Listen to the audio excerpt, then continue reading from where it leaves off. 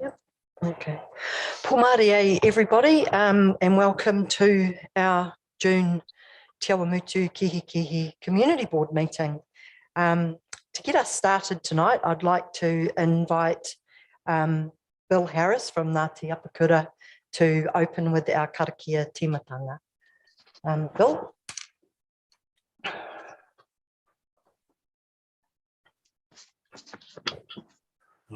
Kia ora koutou, tēnā koutou katoa. Thanks for Ange for the honour of doing the opening karakia, and I am not able to stay for the whole of the meeting, so I'd also like to thank you for offering to do the closing karakia. So just to acknowledge that, and yeah. Kia ora. Whakatakata hau ki te uru, whakatakata hau ki te tonga, kia mā kina ki huta, kia mā tarata ki tai. He ake ana te atukura, he tio, he huka, he haua, tihe, mao, he ora. We were blessed today because it was supposed to be raining, but we had a good and fine day. So that's what that karakia is about. So kia ora koutou. Kia ora. I hope we have a good and fine meeting to go with the good fine day.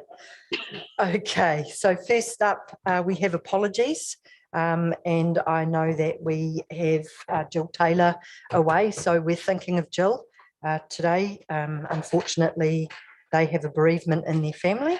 So yeah, thinking of Jill and her whānau at this sad time. So if we can have someone to move that the Te Awamutu Kihikihi Community Board accepts the apologies of Board Member Taylor for non-attendance. John, and second Kane. All in favour? Against? Carried. Okay, so do we have any disclosures of members' interests in any of tonight's topics? Lou? Yeah, Madam Chair, I certainly will have a conflict of interest with the gambling, okay, because I'm actually involved heavily with the executive on the RSA and also I'm patron of Te Awamutu Sports. So when we talk of sports fields, I do have a vested interest in that as well. Okay, thank you. Anyone else? John? If it's involving the RSA, yes, I've got a conflict of interest too. Okay, all righty, thank you. So if we can record those, please. Thank you. Right, so we will move into the public forum. Lovely to have lots of people here tonight. Basically the standard rules are you have 5 minutes each to tell us what you've got, to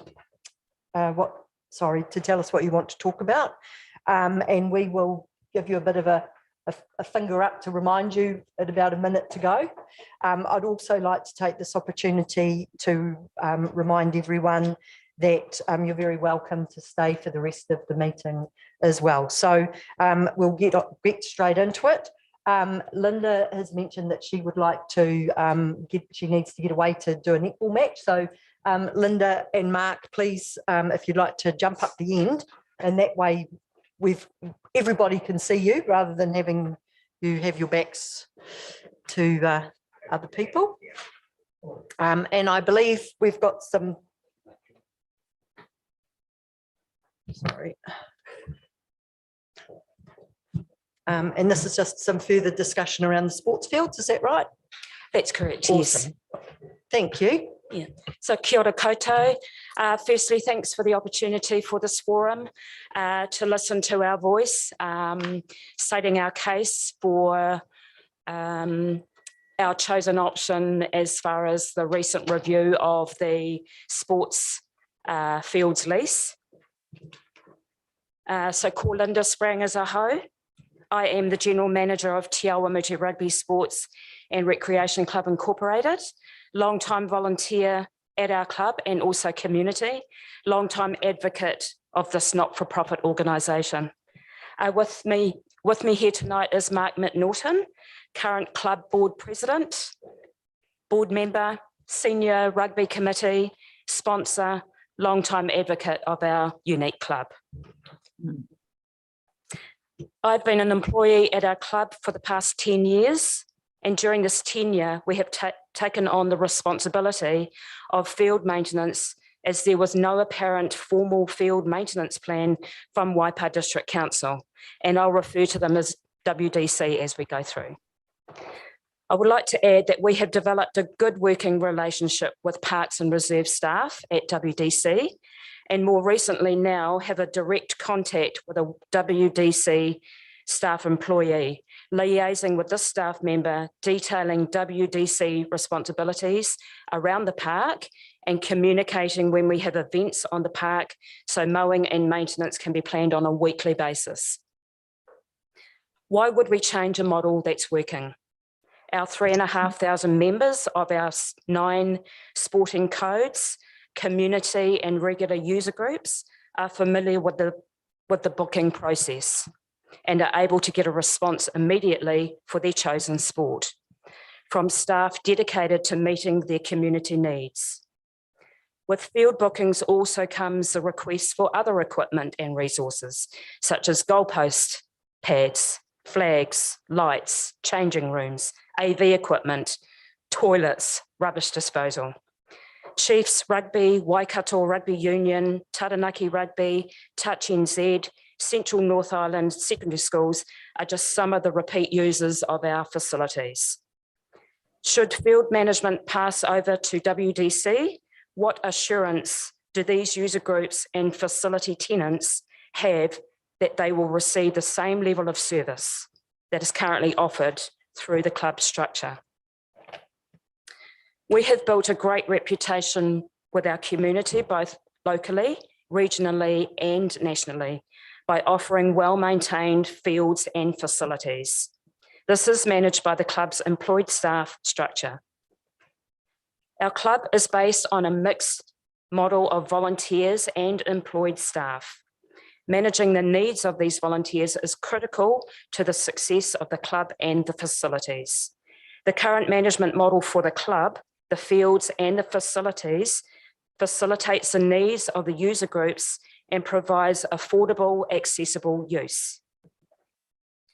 The other factor is the club's infrastructure that is in place on Albert Park, such as field lighting, digital electronic scoreboard, cricket wickets, field equipment. When I asked during the review what would happen to the ownership of this infrastructure, should field management hand over to WDC, I was not given a definitive answer. We have just had funding approved to replace all of the existing field light bulbs for new luminaires, which will greatly improve the spillage, allowing more effective use of field space, be more efficient, saving time and money. This project will be in the vicinity of over $140,000. The project will commence the end of this 2023 year or early 2024.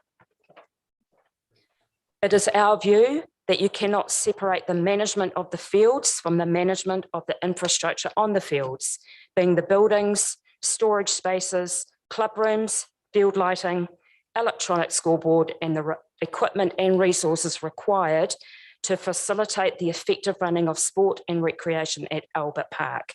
The current model allows this to seamlessly occur. So in closing, on behalf of the club board, the 9 affiliated sports codes, their committees and their members, sponsors who are all representative of our community, funders, user groups locally, regionally and nationally, we strongly stand for status quo. Tēnā koutou, tēnā koutou, tēnā koutou katoa. Oh, kia ora, Linda, that was very well put together. So thank you for sharing your views, and and you guys do a great job. We all hear lots of positive things about TA rugby and sports, so it's a real credit to you guys. Have we got any questions for? Yep, Kane. Thanks very much. Thanks for coming along, Linda and Mark. So you say you've got 3,500 members. Can you give us an idea of how many junior sports games, rugby games there are in the weekend? So you're referring just solely to junior rugby? Just junior rugby, just to give us an idea. So I know we've got 350 players, both male and female. Yeah. So I think that equates to about 23 teams, 23 teams. of all ages, starting from Ripper Rugby, which is grade 6, Yeah. up to the Hamilton grade teams, grade 13. Right. So that's quite a task to manage that, I imagine, with 300 odd players and 23 teams and coaches and everything like that. So, and you're managing at the moment. You're managing all of that process, aren't you, in terms of cancellations and postponements and updates and times and bookings and all of that sort of thing. Is that right? I'd like to take credit for all of that, but I won't. So all of our sports codes have their own structured committees who have direct management of their particular code. Okay, cool. That's just one example of the busyness of the field management. Yeah. Okay, any further questions? Sally, did you have anything to ask Mark or Linda? No, but I'd like to thank them very, very much for their presentation. Awesome. Cool, thank you.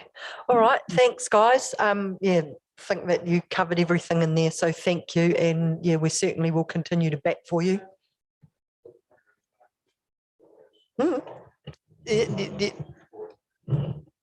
Yeah, I'm on the board. Linda is our general manager and responsible for the day-to-day and operations and management of Te Awamutu Sports Club. I just want to reiterate that it's not just rugby. This club's providing the community. There's 9 codes, and some of those codes are the biggest in the Waikato that is being managed through the club. Further to that, we also have community people, like the likes of Ollie Ward, who is running out of our facility, running programs and that for, I think, up to 8 schools in the community, which is driven through Te Awamutu Sports, which so there's a lot more brought back into that club and those facilities that are managed up at the club. So it's important that we acknowledge that the community basis of what we're operating and offering is huge. So. Yeah, and I was going to say, I can thing. add to Ollie's things that there's something like 50 kids for holiday programs and after school stuff. So yeah, great job you guys on that one.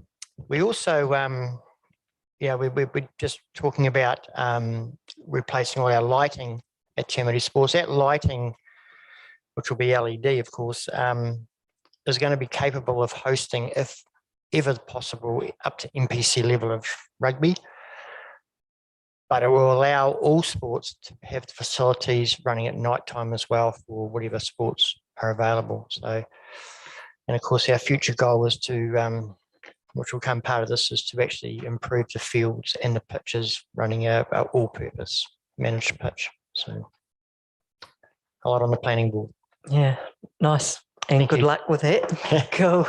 Okay, thanks, Mark and Linda. Really appreciate your time. And good luck with the netball game. Yeah, great. Okay, we will move to Peter Fletcher next. Thanks, Peter. And I think Peter's got a little bit more information for us about the Memorial Park. Is that right? So if you'd like to grab a seat and push your little blue button. Oh, not quite yet. Kieran's just driving the technology.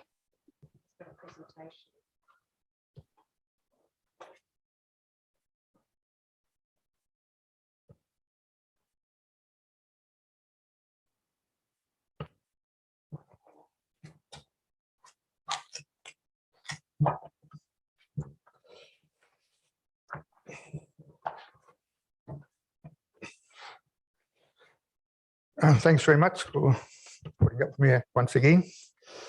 I just want to raise 2 issues. First, raise 2 matters of great importance concerning our Waipa District War Memorial Park that is dedicated solely for World War II. Dedicated is the significant word concerning the park. In fact, is the key word. I have in front of you a few pages which covers what I'm about to say. First one, a new map is required for Memorial Park, showing its boundary between Meadow Street and the netball courts. This will prevent ongoing misinformation such as been revealed concerning the dog control map and council signs referring to it as a dog park north of the Memorial Park that is across the stream. That is totally incorrect. For the map, should have a correct title. Waipa District War Memorial Park, as it was planned, funded, built and dedicated as Waipa District Dedicated World War Memorial for World War II. Under the name, the words dedicated for World War II should also be included on the map to prevent ongoing misinformation concerning its status and ongoing alternative uses being brought upon it. The map should show the Mangaho stream in its present course, not as it was before it was aligned in approximately 1960. This page there will show you the two differences. The map should show the Mangaho stream in its present course, not as it was before being realigned in approximately 1960. Please ensure that these map corrections are carried out. On behalf of the next of kin, friends of the park and the people of Waipa listed in the sunken cross in respect for the fallen. I would like a copy of the corrected map so I can pass it on to the Yardley family. Second thing I want to speak about is the heritage signs. About the heritage signs, council intends to replace. The next of kin descendants and possibly others are interested in sponsoring up to 3 heritage signs and also paying for their instalment. 3 heritage signs have been taken from the Calla Place, the corner of Mutu Street and Gorst Avenue, and from Centennial Park parking lot on Reary Street. And I've got photos of them in front of you. These 3 missing signs are of interest.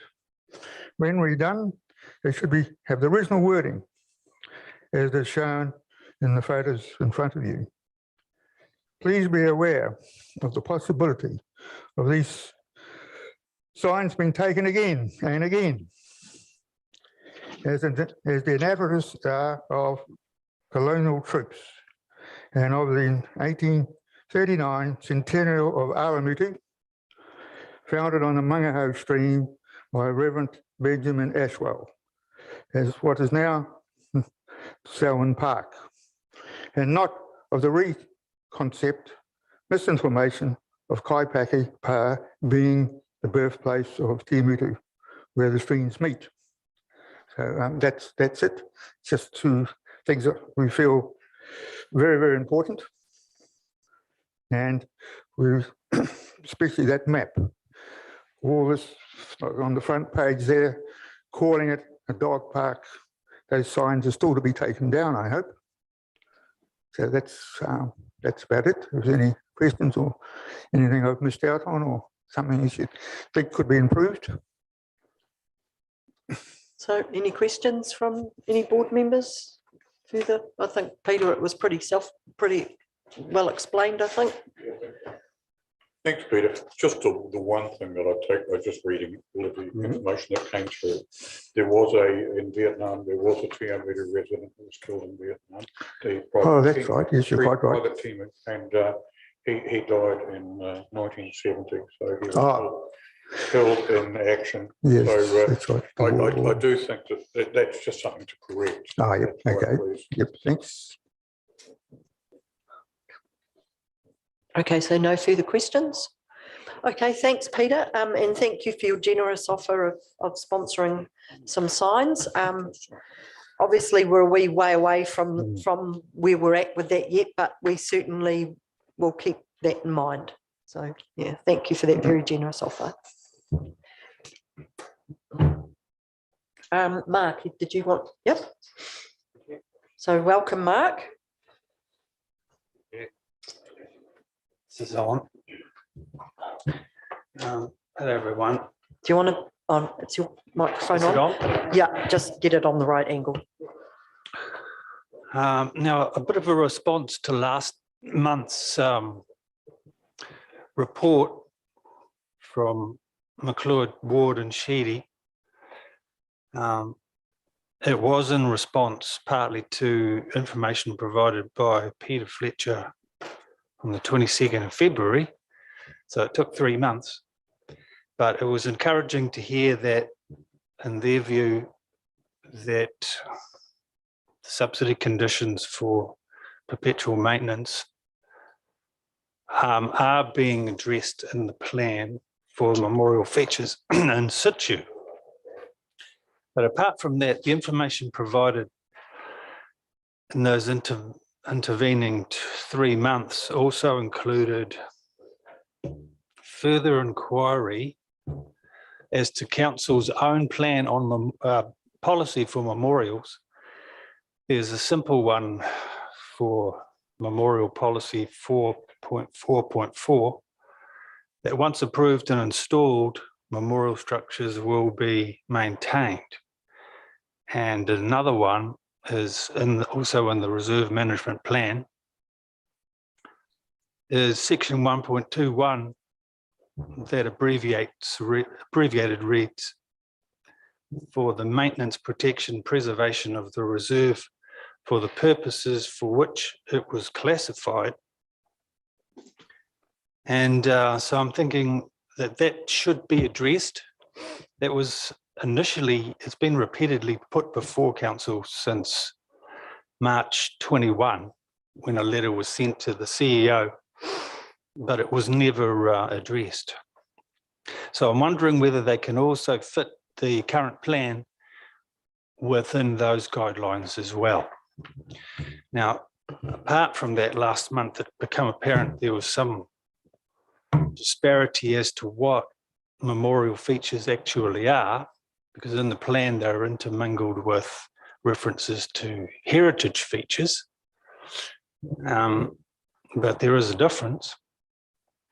But what I've got is a report here of the subsidised application and grantings for then planned memorial features. So that makes a fairly comprehensive description of what the memorial features are, in particular before opening day, because there's been some subsequent things of significance donated that are in addition to this, but these have the subsidy conditions protecting them. So I would like to forward this list to Ward, McLeod and Sheedy. That's it. I'm the guilty one now for not pushing the blue button. Thank you, Mark. Did anyone have any questions for Mark in relation to his additional information? No, I think that's pretty good. Thank you. Right, John, did you want to say something? Or are you all good? Just checking. Being I know we're on the Memorial Park. So this is John Sutton from the Lions. So welcome, John. Now I just need you to push your blue button, please. Yeah. You see it there? Yep, and the little red light will come on for you. Can I get, oh, Kieran, there should be a sort of like there's a pinky button and a blue button. Oh, look at that. You've got technology sorted. It just looks like white. Well done. Well, I wasn't expecting to speak tonight. I was really coming because of Peter, and I was at a board meeting only on Monday night, and I just happened to mention that we're wondering what's going on with the Memorial Park.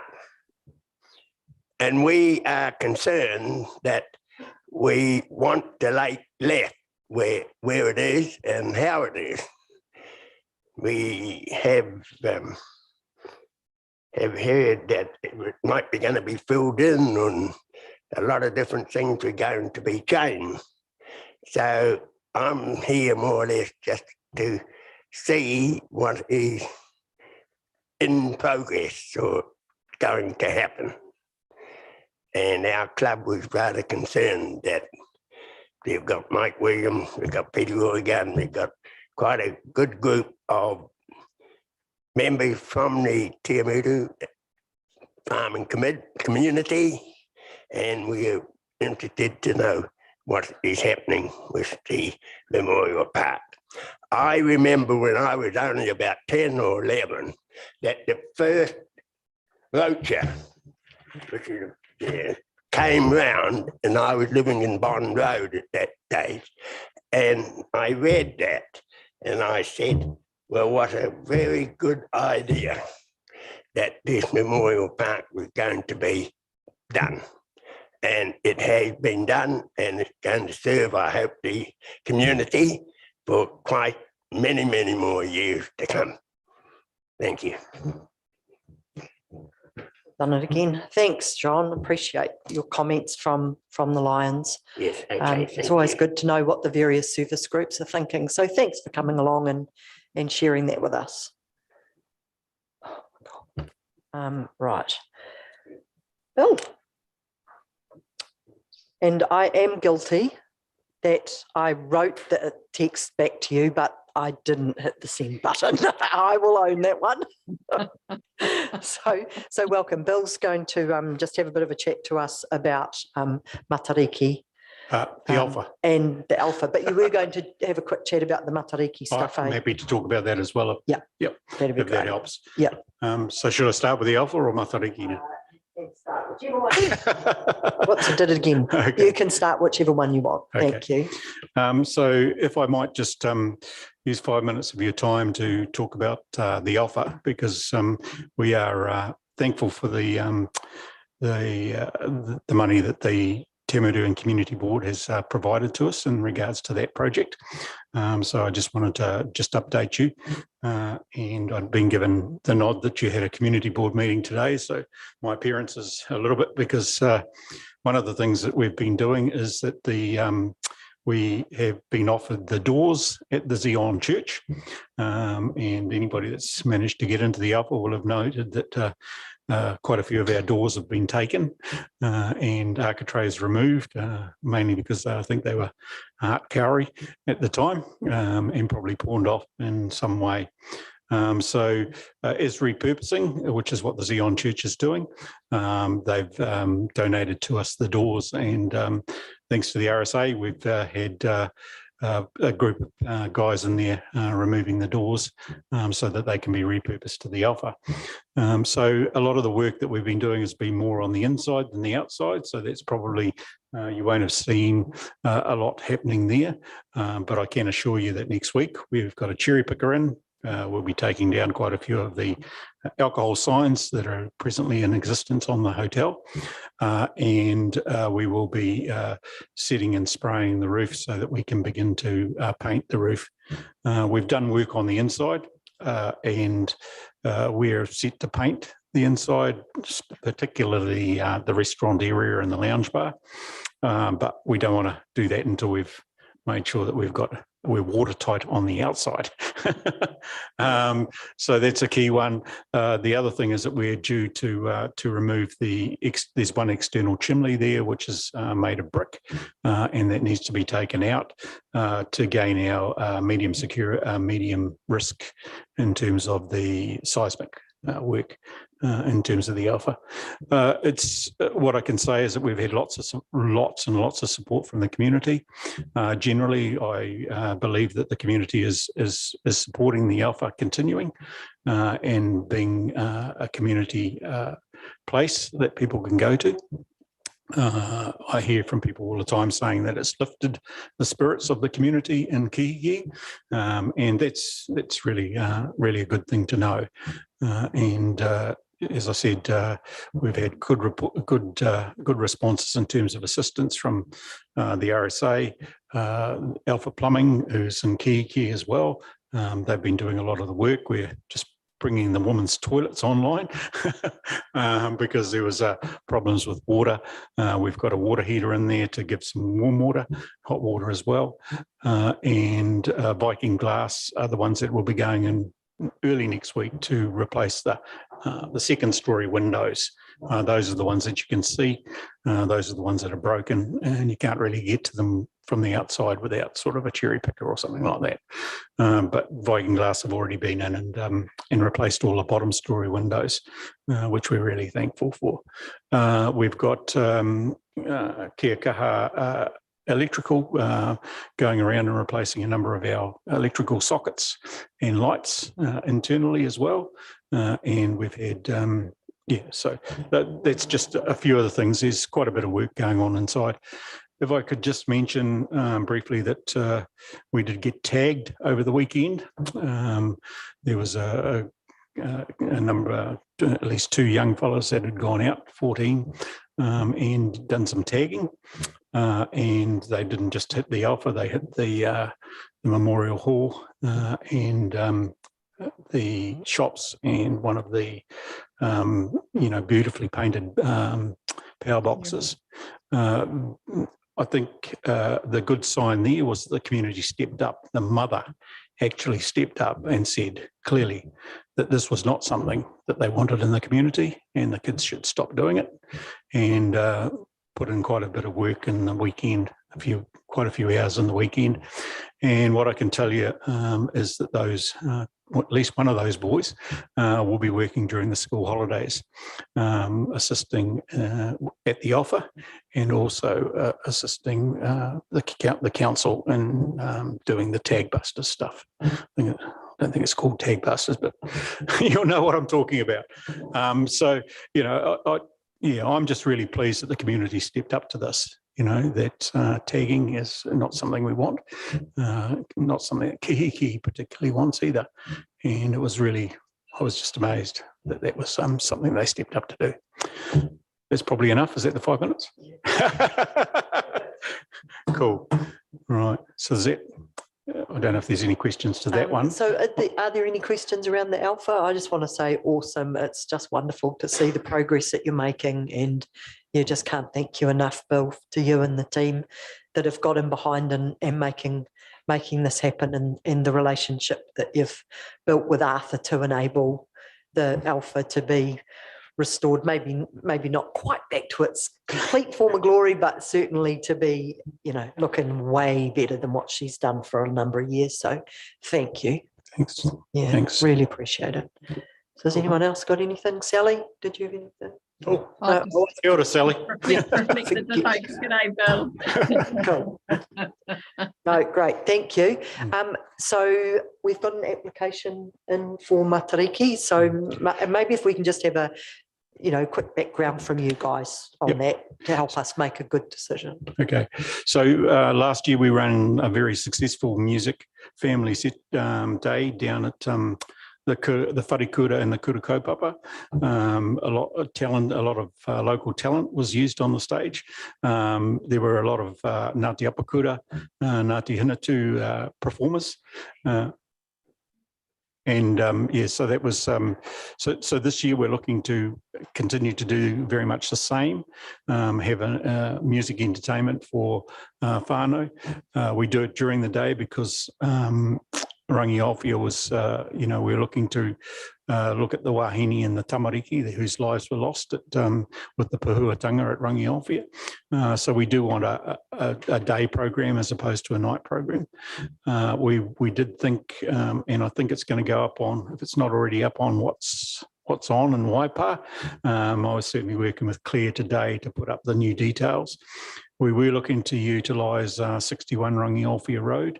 But it's very wet, like the rest of the Waipa at this present point in time. I shouldn't just say Waipa, the Waikato and New Zealand, Aotearoa. We've on Sunday I moved to shift the venue, so we're now looking to utilise the Kihikihi domain, which I think that the Kihikihi and Te Awamutu board would probably be pretty pleased about. So I've talked to the domain operators, and the event will be held on the 15th of July, which is a Saturday, and it'll be held at the Kihikihi domain. And we will have live entertainment in terms of waiata. There's some kapahaka. We're looking at one of the things about Matariki, big things about Matariki is that it is the start of the planting. So we've organised for some seedlings, and we'll have Tamariki planting some seedlings out into bigger containers. And next year, those seedlings will be utilised to plant Matakitaki, hopefully. Cross our fingers there, Brad, because you may or may not be aware that there's been quite a bit of erosion at Matakitaki, and we need to deal with that issue first. But if it's not at Matakitaki, we will look to be planting at a place in Parawera. So the idea being that those tamariki, those moko, and those that still feel like they're tamariki can put a plant in a container, and that next year that will be planted out somewhere here in the Waipa district. And it's just one of the events we've organised for the day. The other one is that we're wanting to do so allow someone to create their own Māori. So we're going to have some rocks, and we'll gain some rocks from within the Waipa, and there'll be some rock paintings, hopefully using some of the stars that Matariki give to us, and the process for Matariki. We will also have as part of the entertainment, there will be a wānanga run by Professor Tom Raw on Matariki itself. So so that's pretty much face painting again, as we said, and there will be other things there, stalls. No, that sounds great, Bill. And so good luck. Hope we have a good day, and Let's hope so. The weather is fine. Cool. keep using that karakia. Thanks, Sam. Kane? Just a quick question. Oh, Thanks, Bill. Just in terms of numbers, I understand it was the first year last year, is that right? How many? Was it the first year last year? Yes. Yep. Just in terms of numbers, how many did you get along, and what are you expecting this year, do you think? Okay. Just as an estimate. So last year we sold out our hangis. We had 250 of those. So that's what we worked on. Yeah, so we expect it to be a little bit bigger this year, but remembering we've got the long weekend, and we may lose some, but I think that, last year we had it in Awamutu down here. This year, the domain is quite central as well. Offers a heck of it's a good space. We're working in with the rugby club, who've been great in providing that provision. So we'll keep our fingers crossed, Kane. Thank you. Thanks for that. Cool. Thank you. Any other questions? Sally, did you have any questions? No, thank you, Madam Chair. Okay. All right. I'm just pleased it's on the 15th of July and I'll be home. Okay. I'll be Okay, cool. It's a good day. I went last year and there were lots of people having lots of fun. They did a great job. Thank you, Bill. That's been really helpful. So much appreciated. And thanks again for the karakia. Okie dokie. I think that's all of our people that wanted to speak tonight. Angus, were you? No, you were just joining us for support. Cool, thank you. All right, so that concludes our public forum. For those of you that are staying on, you're very welcome to stay and listen. I'd just like to remind you that from this point, it's listening only. There isn't actually an opportunity to participate in the meeting. And if any staff are leaving, it would be really great if you can just leave them to head off home, because they're officially finished and allowed to go home after they get out the door. So that would be lovely. Thank you. Righto.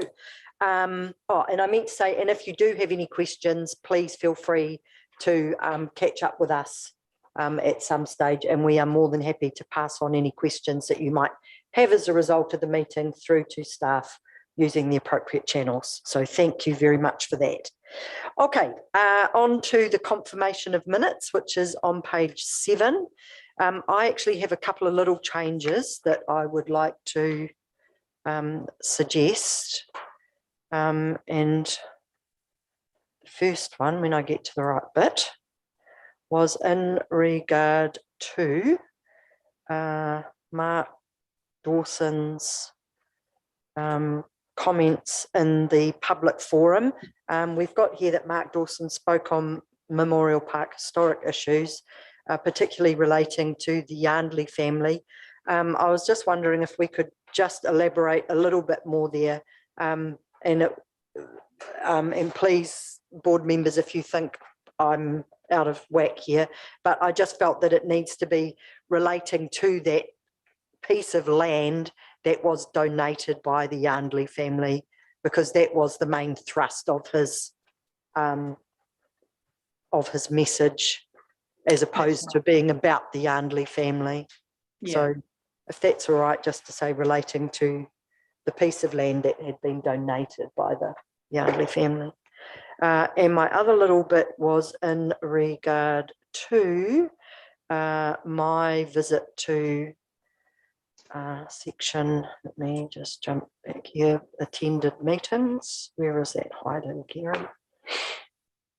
Right, item 12, board members' reports from the meetings. I'm just wondering if we could add that I connected with Connects You, Corwaio and MSD in regard to the sale of the land at Cambridge Road to order, what are they called? Kainga order. Just another one from me in the meeting as well, Rewe Street Kindergarten. I visited them just regarding the garden boxes and potentially things we can do with that. Oh, where's that? Just in number 12. Oh, yeah. Yep. Mentioned that last one.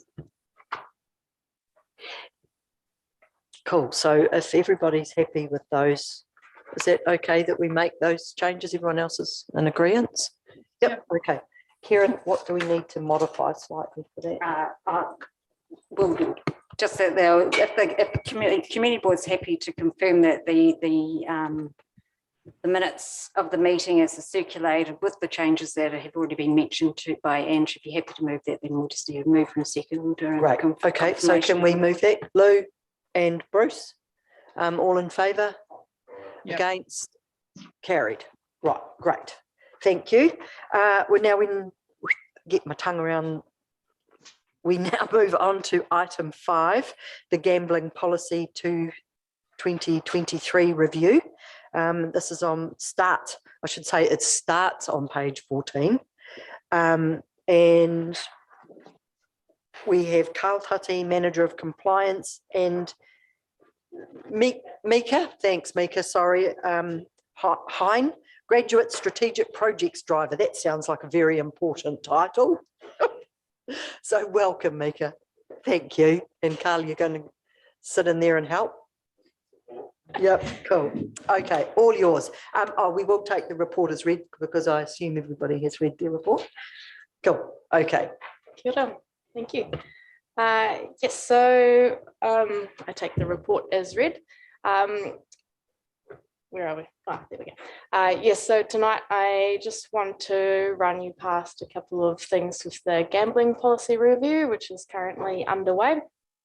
You might be aware of the workshop that was held at with the elected members in May.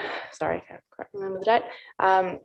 During that, some of the key stakeholders spoke. I highly recommend listen to that if you haven't already had the chance. Quite a few interesting facts there. But what we have at the moment, so I'm just going to take you through a couple of the points of the gambling policy as it stands, and a couple of points from the social impact assessment that was prepared for this, and then seek your feedback on where we go from here.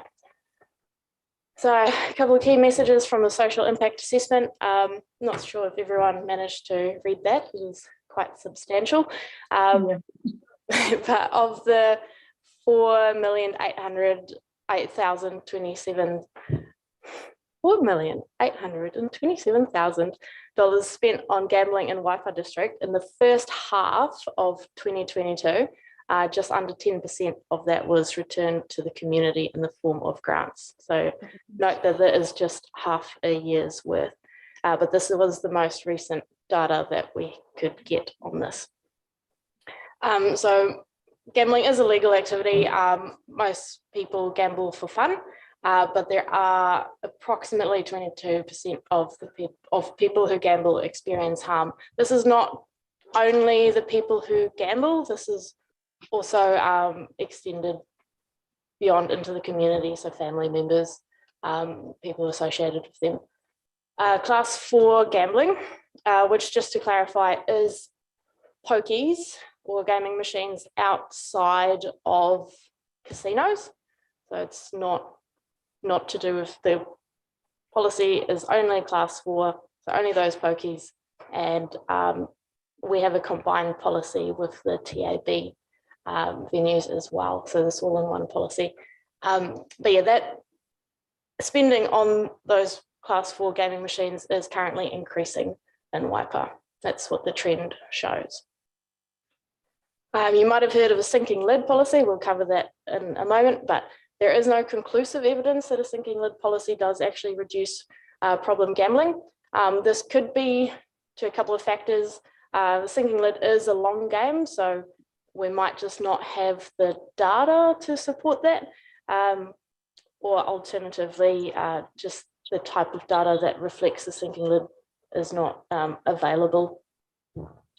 So, pardon me, there is potential for council's decision relating to the gambling policy to be reflected on online gambling. So there is potential that if gaming machines, for example, were shut down, there could be an increase in online gambling, but just take note that council does not have jurisdiction on online gambling.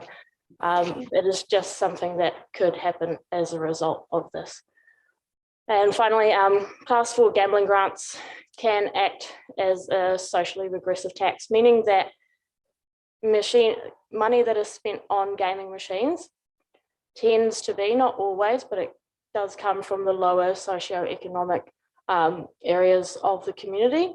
And the people who tend to benefit, not always, but tend to benefit from that money are the people who have more resources and are able to apply for these grants.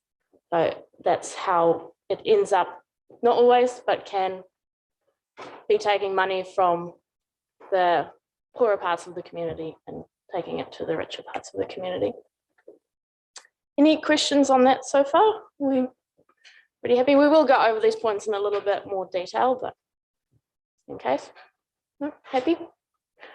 So the current policy that we have, so just to be clear, it is very, very limited. Okay, so it's only a couple of things that council has jurisdiction over, and that is where and if class 4 venues can be located and TAB venues can be located in the district. So that includes the restrictions on the maximum number of class 4 gaming machines consents, and a relocation policy, which I will explain in a little bit, but currently we do have a relocation policy. So same, like I said, the two policies are combined because they're very, very similar. So the TAB venues, same, we have jurisdiction over if any new TAB venues can be located in the district and where they can be located. Yeah, there's just a little summary of our current policy. So we do have an absolute cap, 232 gaming machines, do have a relocation policy.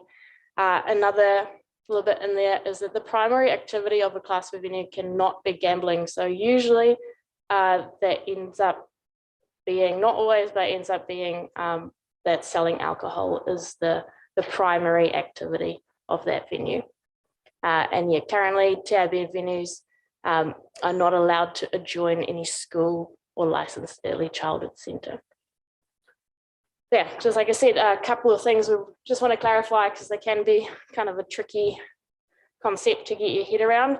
A relocation policy allows the venue's conditions associated with that venue to move to a different location. And this is usually, yeah, if a venue is in an undesirable location. So for example, if it's in a low socioeconomic area and you want to move it to a higher socioeconomic area, or if a venue burns down or for some other reason would like to move, then they can take their gaming machines with them and move to the new location. And this is not is not compatible with a true sinking lid. So a true sinking lid relocation policy wouldn't be there, which means that all those gaming machines would go out of the system and not come back. But it can also act as, you know, a good thing for the venues if, for example, they burn down. Yeah, and the sinking lid, you might have heard a lot about, is basically if for any reason a venue loses their license or the consent, then that the gaming machines associated with that disappear from the system and they do not come back. So over time, like I said, it's a very long game. The number of gaming machines in the district decreases. Yeah, those are the key points there. Any questions before we move into the policy options? So Sally, Kane or Bruce, have we got any questions? Yeah, I do. Sally, yep. I'm just wondering, out of that almost 5 million that's spent in the Waipa, why is it that we only get a 10% return? Is it that, yeah. That is a great question. I do not know. It's basically, it could be due to a couple of things. It could be people aren't applying for it. So just no one is asking for that money, or perhaps applications could potentially be made, but they aren't seen as appropriate for the societies to provide money to. Any other? It goes into the national pool, so that money could be being allocated, but not in Waipa. It sounds extremely upsetting to me that so much money is spent in Waipa, so 5 million, and yet we're only getting a 10% return of that money. So that's concerning in my head, is all I'm saying. Mm. When you're taking from the poor and you're giving to the more affable society, you know, it's damning. That's all I can say. So is it that that 5 million is what's put in, and then there's also the payout is taken out of that? Is that the situation? That is everything that's, I can find you the exact, what do you call it, equation. But that is all the money that goes into the machine. Right. But I'll just double check that for you. It is minus the jackpots. Minus the jackpots. Minus the jackpots, but it also, we're not sure how much of that would be reinvestment. So it could be someone gets a jackpot and they put that back in. That's, you can't tell the difference between that money being put in. Right. And then there's taxes going to the government and yeah, very small. Well, that's not in that sum. Right. No, that's cool. That's all good. Yeah. We can get that later on. I think the concerning thing is 22% of people are impacted. I mean, that's just that's massive. I mean, I don't know what we can do about it, but that's that is a flow-on effect. Mika, I had a quick question just around that. In the social impact assessment, I just wanted to, it comments that societies must return to the community a minimum of 40% of the gaming machine proceeds. So in that statement, they just mean the community as national community as opposed to our own community. I just wanted to clarify that. Correct. Yeah, okay, sweet. Thanks. Bruce? Mika, with a cap of 232, how long's that been? I think that's been like that for a long time. Or Carl might be able to answer it. Yeah, through the chair, the cap was dropped from 242 down to 232 in the 2010 policy review, and yeah, it's been 242 since 2004. Okay, so any other questions? Mika, back to you. Oh, thank you. Just find that equation. Sorry, just through the chair, that just under 5 million amount that you see, that the equation for that is the turnover. So all the money that goes into the machine, regardless if it's from a win or whatever, minus the prizes and jackpots plus the adjustments. So that's what, yeah. Thanks for that. That's good. Thank you. So for the next section, I'm just going to step you through basically the options that council has going from here.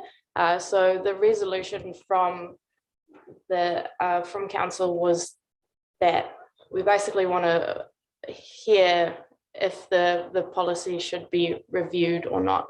So you have two options. You can either do nothing. So that means that the policy has been reviewed. We completed requirements under legislation, and so the policy remains as it is.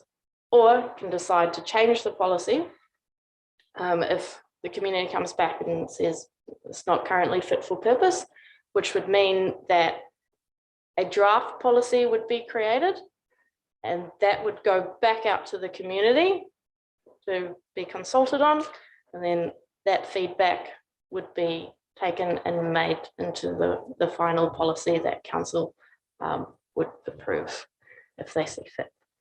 So the two options, basically. So if option 2 is chosen, from there are a couple of things you could change within the policy. So just from here, staff would like feedback on where to go from here. So I'm not sure if you feel more comfortable providing that as we step through these options, or if you'd like to come back later with feedback. Yeah, I think our leaning is to come back later in this situation because one, we're a board member down, and we've also got 2 members that have a conflict of interest. So it would be nice to be able to have Jill back and be able to have that discussion with her as well. But what kind of time frame do you guys need? Because we don't want to hold you up too much. Would 2 weeks be appropriate?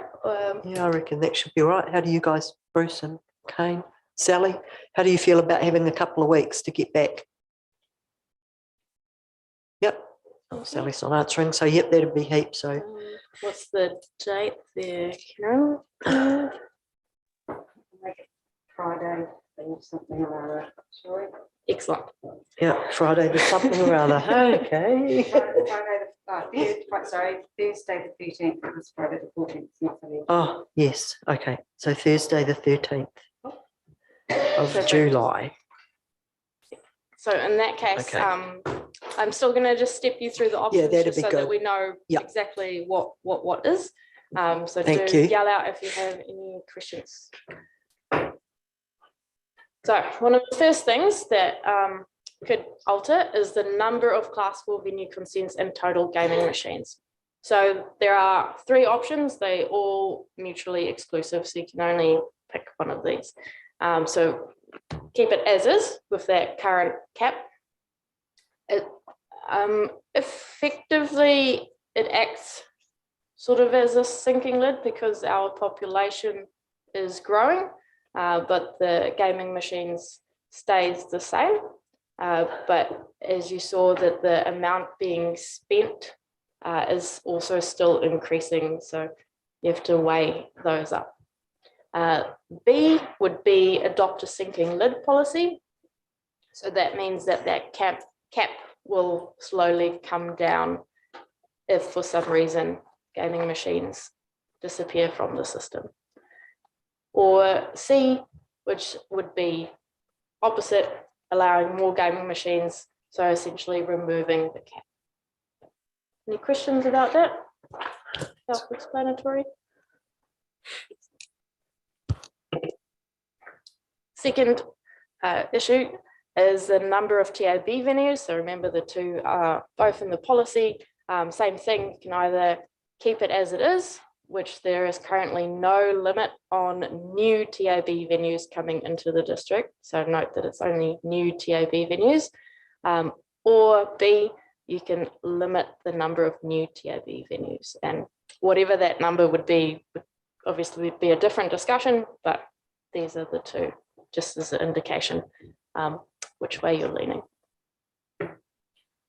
Where gaming machines and or TAB venues can be located. So currently the venues can't adjoin any school or licensed early childhood centre. So next slide, I'll show you what, well, I'll just show you. Adjoin.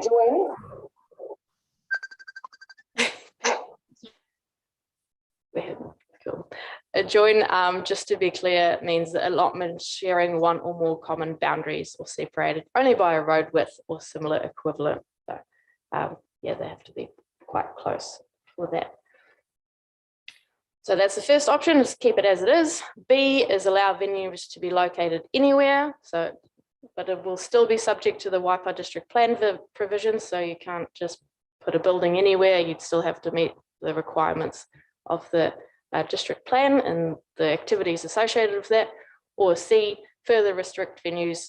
For example, these are places that are named in the Act, in the Gambling Act, places of worship. That generally includes, but the Cambridge Community Board asked for it to be clarified if this is what it includes, places such as marae. So just to be clear what that could include, and other community facilities. So it could increase the restrictions. Any questions on that? No. Relocation policy. So keep the relocation policy, which is venues can move to new locations, and it's not quite in line with the sinking lid, or remove a relocation policy, remove the relocation policy, which is more in line with the sinking lid. Cool. So those are the main options basically. So pretty straightforward. So like I said, it's one or the other. If the policy does change, there might be an opportunity just to streamline the existing policy a little bit as well. So currently it does refer to the Racing Act, which is now being replaced by the Racing Industry Act. So they're pretty much the same, but we would just clarify that to say this is now what it refers to, and also possibly update the definitions section to bring it more in line with other policies, such as the word adjoin doesn't quite align with all of the other policies, so we'd probably look into the more clarifying rather than changing. And that is pretty much it. Any questions? Okay, thanks, Mika. That was really good. Thank you. Nice and clear. Are there any further questions from the board members? Otherwise, we'll accept the report and move that we'll get back to you guys by Thursday the 13th. So, no, that was, thank you. Good night. Righto. Okay, so if I can have someone to please move that the Te Awamutu and Kihikihi Community Board receive the report of Mika Hines, Graduate Strategic Projects Driver, titled Gambling Policy 2023 Review, nod my head, and B, we will provide the feedback by Thursday the 13th of July on the policy alternatives that are presented in this report. Kane and John, all in favour? Against? Oh, no, you can't. Sorry. Thank you. No, you can't. Put your hand up. So I need Kane and Bruce. Yep. Oh, or Sally, I forgot to look up there. So, okay, all in favour? Yeah. Against? Carried. Yep, good catch, Kane. Thank you. Should have been on to that. Thank you. It's all right. I just get in the swing and you go, yep. Okay. Can I please have a clip?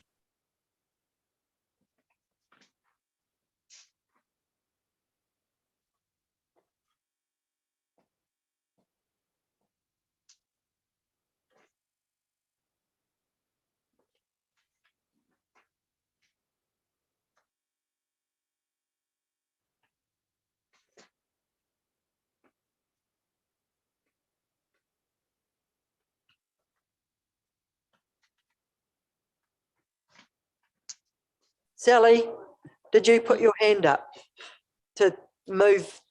I thought you or did. Second. I thought you did. Quite happy to. What? Can't hear you. I'm quite happy to second. So she's happy to do it. Yeah. Can you not All hear right, me? so we're going with Kane and Sally? Yeah. Kane and Sally. All in favour? All right. Against? Carried. Right. Okay, welcome, Eric.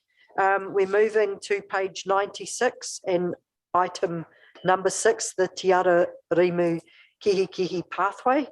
And we've got Eric Vanderweel, Program Engineer for Transportation, here to talk about the cul-de-sacs. So all yours. Thank you, Madam Chair and Madam Chair and members of the board. Yes, I've got my report. Can I take my report as read, and I might just go over some of the key parts of it.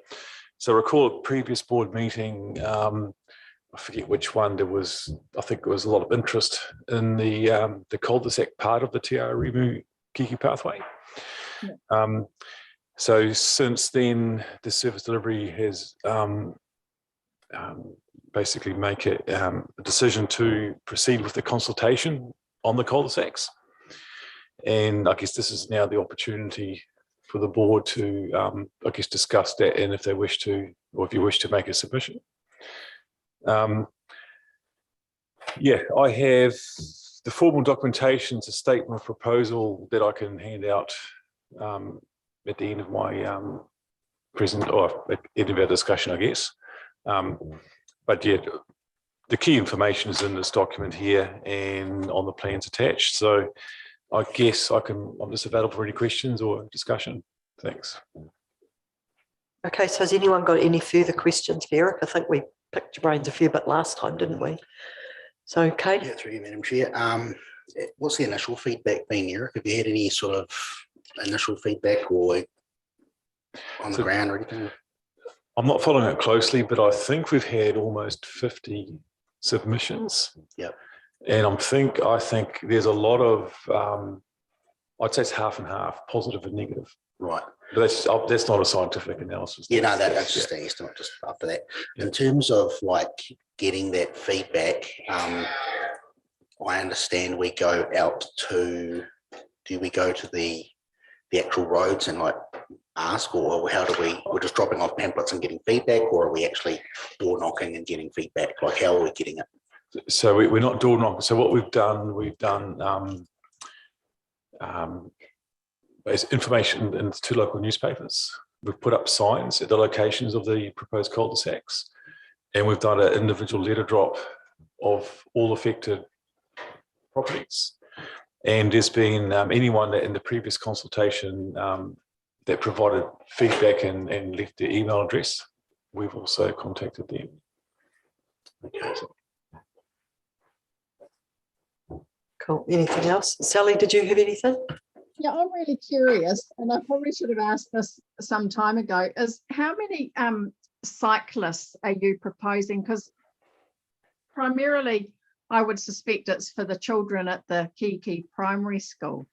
So along the cycleway. So how many cyclists are you proposing to have along there in order to create these the necessity for the cul-de-sacs? Just interest. So there's been no analysis or I guess prediction on that. It's more of I guess it's been done at a community level, so that we've got an adopted business case with council to build a network of cycleways through the whole district or the urban areas, and it's the rollout over time of that network that provides the numbers. So isolated projects are just basically a jigsaw piece for the bigger picture. So we're not, because it's at the end of the network, so I guess the main critical mass will be more around the CBD of Te Awamutu, but the network needs access to all parts of the community to work. So. Thank you. Yeah, thank you, through Madam Chair. Thank you for your report, Eric. Good report as usual. I just want to make a point for Sally. We talk of cyclists, but in actual fact, and all of the, like on the cycle trails they have had analysis, there are more pedestrians. It's quite intriguing. We've got cyclists, but there is always a higher figure of pedestrians. So don't forget pedestrians. because a lot of people, even on the figures that I saw currently for what is used on the Kihikihi current cycleway, there was a higher figure of pedestrians. So that, we're talking of quite significant figures there too. What I see, there was quite significant.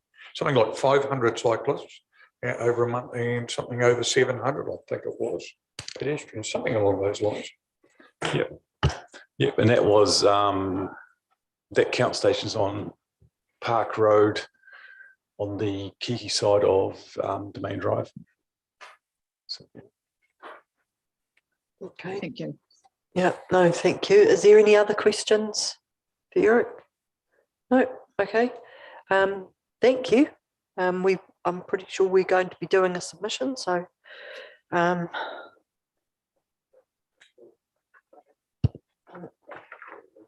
is there? Yeah, but it's not on. Sorry. No, I just thought it. Yeah, and I just suddenly thought it wasn't somewhere else, was it? No, it's the public bylaws one that's in mine. Yeah, yeah. Okay. Yeah. Okay. So, alrighty. If we can have someone please to move that we've received Eric's report. Thank you, Lou. Seconder. John, you're allowed to do that one. All in favour? Against? Carried. And we will also move that the Te Awamutu and Kihikihi Community Board submit to consultation on the intersection treatments on the Te Ara Rimu Kihikihi pathway. Do we need to add with final approval? Yeah, by the chair of the Te Awamutu Community Board and Kihikihi Community Board, sorry.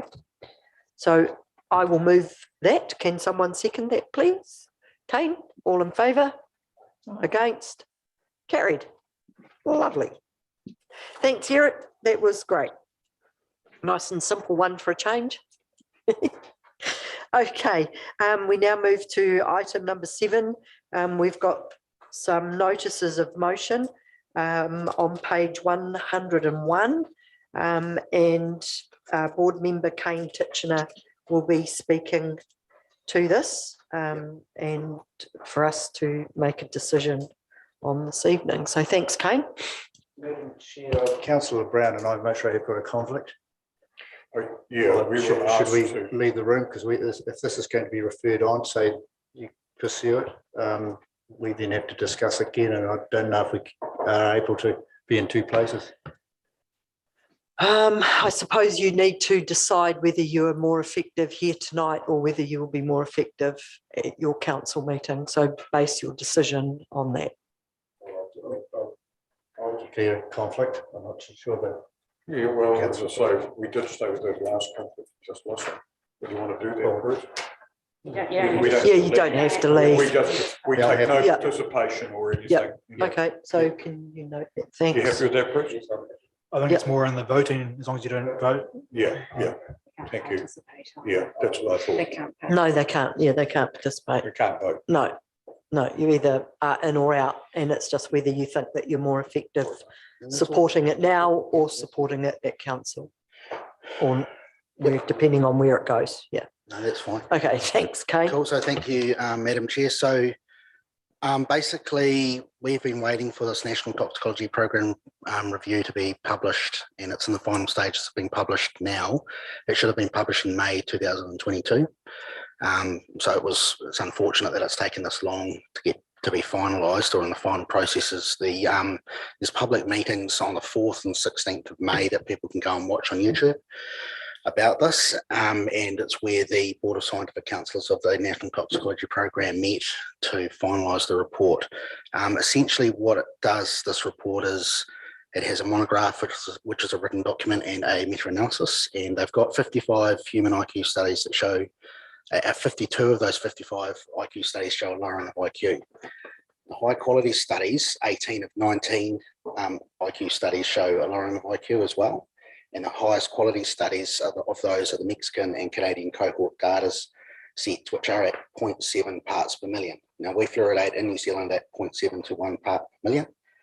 Therefore, this research, which is done by the National Toxicology Program, which is a collaboration between the National Institutes for Occupational Safety and Health, the Food and Drug Administration, and the National Institute for Environmental Health Sciences, shows that there's a lowering of IQ between 3 to 5 IQ points at the moment in New Zealand in the areas that fluoridate. So it's taken this time to get the report finalised, and it's a combination of all of the research that has been presented to council that I've been bringing for the last 7 years. This is the information that I've been bringing. So there's 3 motions that I've proposed. I'm happy to discuss any of them and look at what they are. The first is that we recommend that the Service Delivery Committee take a further look at it based on this report that's come out. So this organisation is the top organisation in the United States. It's been peer reviewed twice by the National Academies of Science, Engineering and Medicine, which is the best science organisation in the United States of America. It shows that there's no safe threshold of fluoride in water, and that there's a lowering of IQ, as I said before, between 3 to 5 IQ points. So lead lowered IQ by 4 IQ points, and that was removed from petrol and paint in 1996. And the Ministry of Health defended lead right up until 1996, when they said we should probably take it out of leaded paint and leaded petrol. So there is precedent here for the Ministry of Health to be wrong, and there is unfortunately a situation in New Zealand where this is happening. So what I'm asking with the first notice of motion is that the Service Delivery Committee review the National Toxicology Program. This is new information, it's very serious, and potentially provide public consultation. Now, the government has brought in a law which says that we do not need to provide consultation. So that tells you straight away there's something wrong with this, right? The second thing is they're bringing in a fine of $200,000 and $10,000 a day if we don't bring in fluoridation to Cambridge. Now, if it comes into Cambridge, we're going to get it in Awamutu, we're going to get it in Kihikihi. This is what's going to happen. So I'm asking for that to happen. Second remit motion is that I was on the National Hui for the CBEC, which is Community Board Executive Committee, where people are invited on to discuss issues, and as just a first discussion, right? And on there, Carolyn Hamill is our CBEC representative, and I've given her a call about potentially moving a remit that the National Toxicology Program review be discussed at the community board level. So if the councils don't want to get behind this, going via the community boards is a viable option. There's about 100 odd community boards.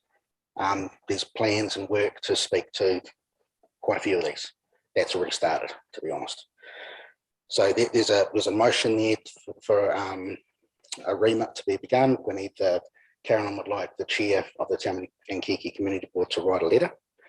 And the third remit of notice of motion is that there's a legal review underway. On the 12th of June, the New Health New Zealand has taken a legal review of the directive to the 14 district councils that are being fluoridated or directed to fluoridate. I can't actually share the grounds for that. I know what it is, but it's surrounding process and the actual health impacts, which this National Toxicology Program report covers. There's also major legal action in the United States that's going to be continuing on the 24th of January 2024. And they're very confident that we're going to win that. Fluoride Action Network is going to win that, against the US EPA. So this is the end of fluoridation, right? And it's just time that we just sort of acknowledge that this is going to come to an end. So it's over.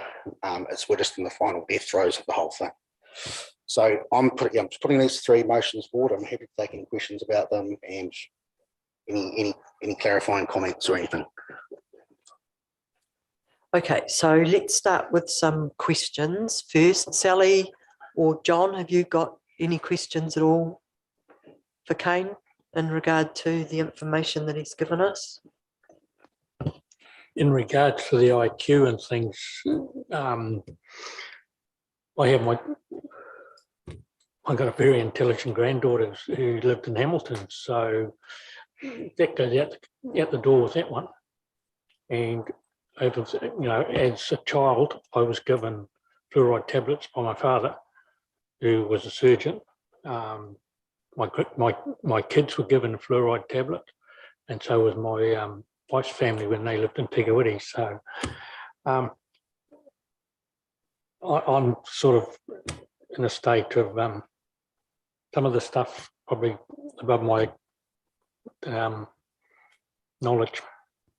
So in circumstances, I'd like to abstain from actually voting on this, if that's all right. So just in response to that, John, all I'd say is that's anecdotal evidence, I guess. So this is done by top neuroscientists in the world. So there's people like Bruce Lanphier, who's the lead expert. He's did the seminal work on lead neurotoxicity, and he's adding his voice to this, and he's providing an affidavit to the Fluoride Action Network for the US EPA court case. You've got Dr. Philippe Grandjean, who's a Mercury US EPA expert. He says that mercury fluoride seems to fit in with mercury, lead, and other neurotoxins that cause chemical brain drain. So it's very difficult for people to sort of believe, and I appreciate that, but this is the top evidence. Sally, did you have any comments or any questions for Kane? I'd just like to thank Kane very much for bringing this to our attention. I think it's extremely important. I used to work as a pharmaceutical rep, and I know that those three people that are reviewed, particularly the FDA, are the top notch in the United States. So we should be listening. It should be brought hugely to our attention, and this affects the whole community, or through the nation really, with regards to health and well-being. I know that lead poisoning, if you ask some people, it was the worst crime out there, if you talk about poisoning. So this is likening it to that, which, hey, gosh, don't we stop it before it actually happens, or don't we give it a try? So I would like to second the motions proposed. It's as simple as that. It's a no question to me, whether I'm for, whether I'm against. There are other forms of solving the problem, and it's behavioural changes like cleaning your jolly teeth. It's simple. Clean teeth. Not everybody needs to be mass medicated or showing the evidence. I mean, it's the evidence says, it's the equivalent to lead. Do we all want this? So I would like to support and second the motions proposed. Okay, so we have a seconder, so that means we need to move. Sorry, wrong word. So we've had a mover and a seconder, so moved by Kane, seconded by Sally. All in favour? And me, and because John's abstaining, so we've got two people away. Kane, sorry. Yep, you're an aye. I'm an aye. And we've got John, who's chosen to abstain. Okay. So that's where we're sitting. I just wanted to comment very quickly that the NTP and the partnership in there that have done this review, I think that justifies looking at this very seriously again. I do understand that council had made a position, but in light of this, I think that we owe it to our community to at least have another visit. So we'll see where it goes. Thanks, Kane. Thank you, Madam Chair. Ange, can I ask, what has the Cambridge board done? Have they done anything about it or not? Are they looking at it or not? I'm gonna approach them, John. Okay, thanks, Kane. Just appreciate it. Yeah. The other thing, can I just say, Sally? There are a couple of councils around the country that are doing submissions as well, that are questioning and querying. Kane might know a bit more than I do, but I have watched their council meetings. Yeah, there's a growing number of councils being made aware of it. Okay. All righty, onwards we go. Item number 8, the adoption of Who Are We Te Awamutu strategies. These are outlined on page 106 of our agenda. So we can whip through this one pretty quickly. Does there need to be any discussion around this? This is just a formality to adopt the order of the things that in the order that we felt that they needed to be prioritised. So is everybody happy with that? So basically, can we have someone to move that A, we received the report from Karen in regard to the adoption of Who Are We strategies, and B, that we adopt the following projects focus areas arising from the Who Are We Te Awamutu. And just for anybody watching, I'll just whip through those. These are to renew and replace heritage trail signage, to create an indoor community space, to cherish the Mangahui and Mangapiko streams, to acknowledge and treasure our Māori heritage, to replace and renew the town entrances, and to renew and improve the look and accessibility to the central business district. So if I can have someone, Luke, move, a seconder, Kane, all in favour? Against? Sorry, Bruce, I kind of had got part way in your hand shot up. Back up to the bus, but never mind. Oh, I'm chairing the meeting. I'm more than happy for you to share your comment. I hope it didn't impact our order. The order, I always thought that replace and renew town entrances, when you go into some town and you see it, everything immaculate, everything tidy, the sign's good, you think, well, this is great. That's why I just thought maybe it's at the bottom of the list, but it can be changed. I think it was around the funding thing that reason that it sort of was down a little bit, but it's not right. I mean, we've discussed this, and you know, they are all much of a muchness, really. So I think from our perspective that we want to get onto these things. No, thank you for your so yeah. All righty. Okay, on to page 112, which was my chairperson's report. I'm just going to bring that up in front of me. I think there were just a couple of things I wanted to just have a quick chat about. And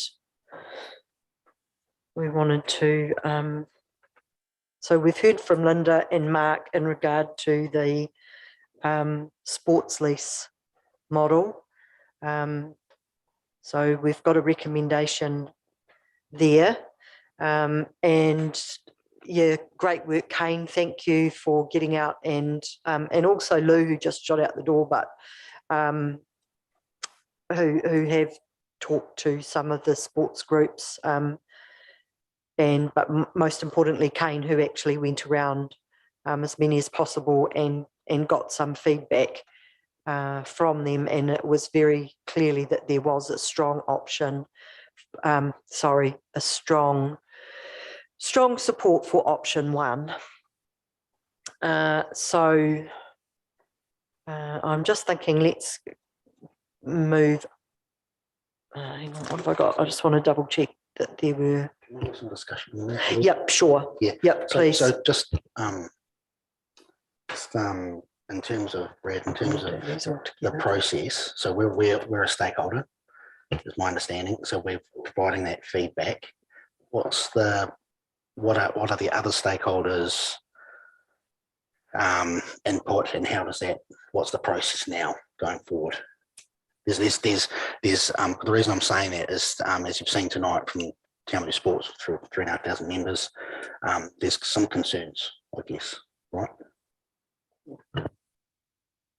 So through the chair, the feedback from both community boards and then also the sports club that we're all engaged with through the consultation has been pulled into a report, which is in its draft form now, that we've finalised over the next couple of weeks or so, and then the plan is to go to Supervisory Committee with a recommendation on that. So in the report that I've seen, as I said, still in draft form, but it does have the club's feedback, and then it's got the community board's feedback there as well. I think, as we noted on the night when we presented, a lot of the clubs they were sort of suggesting that option 1 because there's still quite a bit of unknown and a bit of unknown of the change. So we'll try to be looking to address that through the report as well. Right, just to clarify, is that like a I guess, okay, so what further options and opportunities are there for these organisations to provide feedback if based on that report?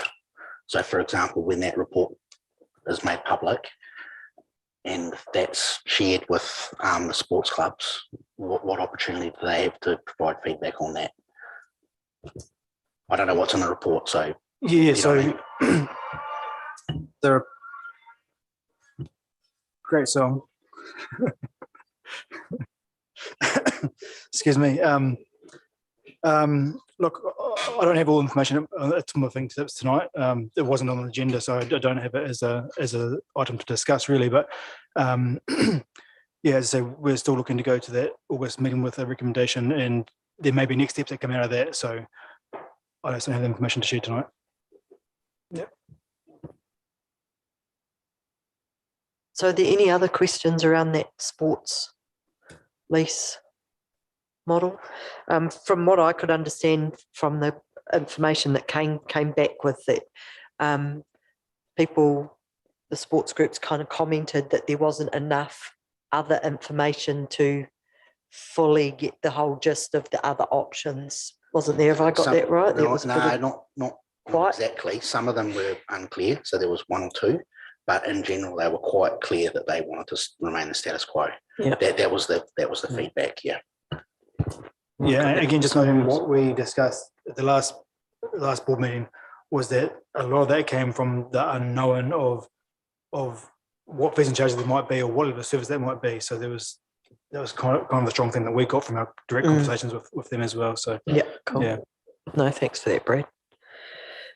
Okay, so I'm thinking let's just get through this and then we can move all of these together. Yep. Yep. Oh, sorry. Oh, thank you. Sorry, Bill. Sally, did you? Oh, just with regarding to listening to Linda and Mark, but particularly Linda, and what you were saying there, Brad, is it didn't seem to be from their perspective to be a problem. And so if there's not a problem, do we need a solution? That's in their specific case. Yeah. No, you know, community ownership, community doing it is the best model from what yeah. And I think that's why the recommendation is looking at option 1. So yeah, which supports that. Okay, so actually no, I'm gonna just deal with these as we go, I think, because it's just going to make it easier. So first of all, can I move that my report be accepted? And as part of that, we'll do these two bits together, that we recommend to the Service Delivery Committee that we opt for option 1 of the sports lease model only due to the support for this option and lack of for the other 4 options supplied. Did you want to say something before we go? Sorry, are you moving the whole chairperson's report? Just I'm moving that my report is received, that we've received my report. Yep. I was just going to say that there's a clarification from Brian around the what was it? Or the State Highway 3 roundabouts. Just making sure that it was clarified that whether the planting's been removed on those split area items, that that's council responsibility, not Wakakota's. So that's same with us until there's funding. So he's saying it is their responsibility or it's not their responsibility? It's not Wakakota's responsibility, it's council's It's council's responsibilities. Right, Yep. Okay. Oh, because did I say that it was? I can't remember what I put there just off the top of my head. So I said I thought it might be. I wasn't sure, I think. So his suggestion was that if so currently he's sort of waiting until there's budget to pave or beautify them, but suggest that if the community board wishes to promote them in the LCP if they want to, as part of the town entrance level service group that you've already touched on. Oh, yep. I've just said that it was part of Wakakotahi. So, so sorry. I didn't mean to imply that it was their responsibility, because I did know that they look after that. Yep. I just wasn't quite sure how that fitted together Kane. Sorry, Madam Chair. Are we going to discuss some of these things, or do you want to? What I just wanted to pull those two together with the sports lease, finish that up. So that, and I was just including receiving my report to say that we have received it and read it. So we've received my report and include that first part, because then we'll go and discuss the next bits, because there are some more bits in there. I just thought it was easier to keep them together rather than, because they're different topics. Yep. So excuse me, Madam Chair, just for clarity, you've moved to A, receive your report, and B, recommends that the sports lease, lease model. So it's an A and two part. So I moved it A and B. Yep. And so I just need someone to second that, please, John. And no, we don't need two people because I've already done it. All in favour? Aye. Against? Carried. Okay, thank you.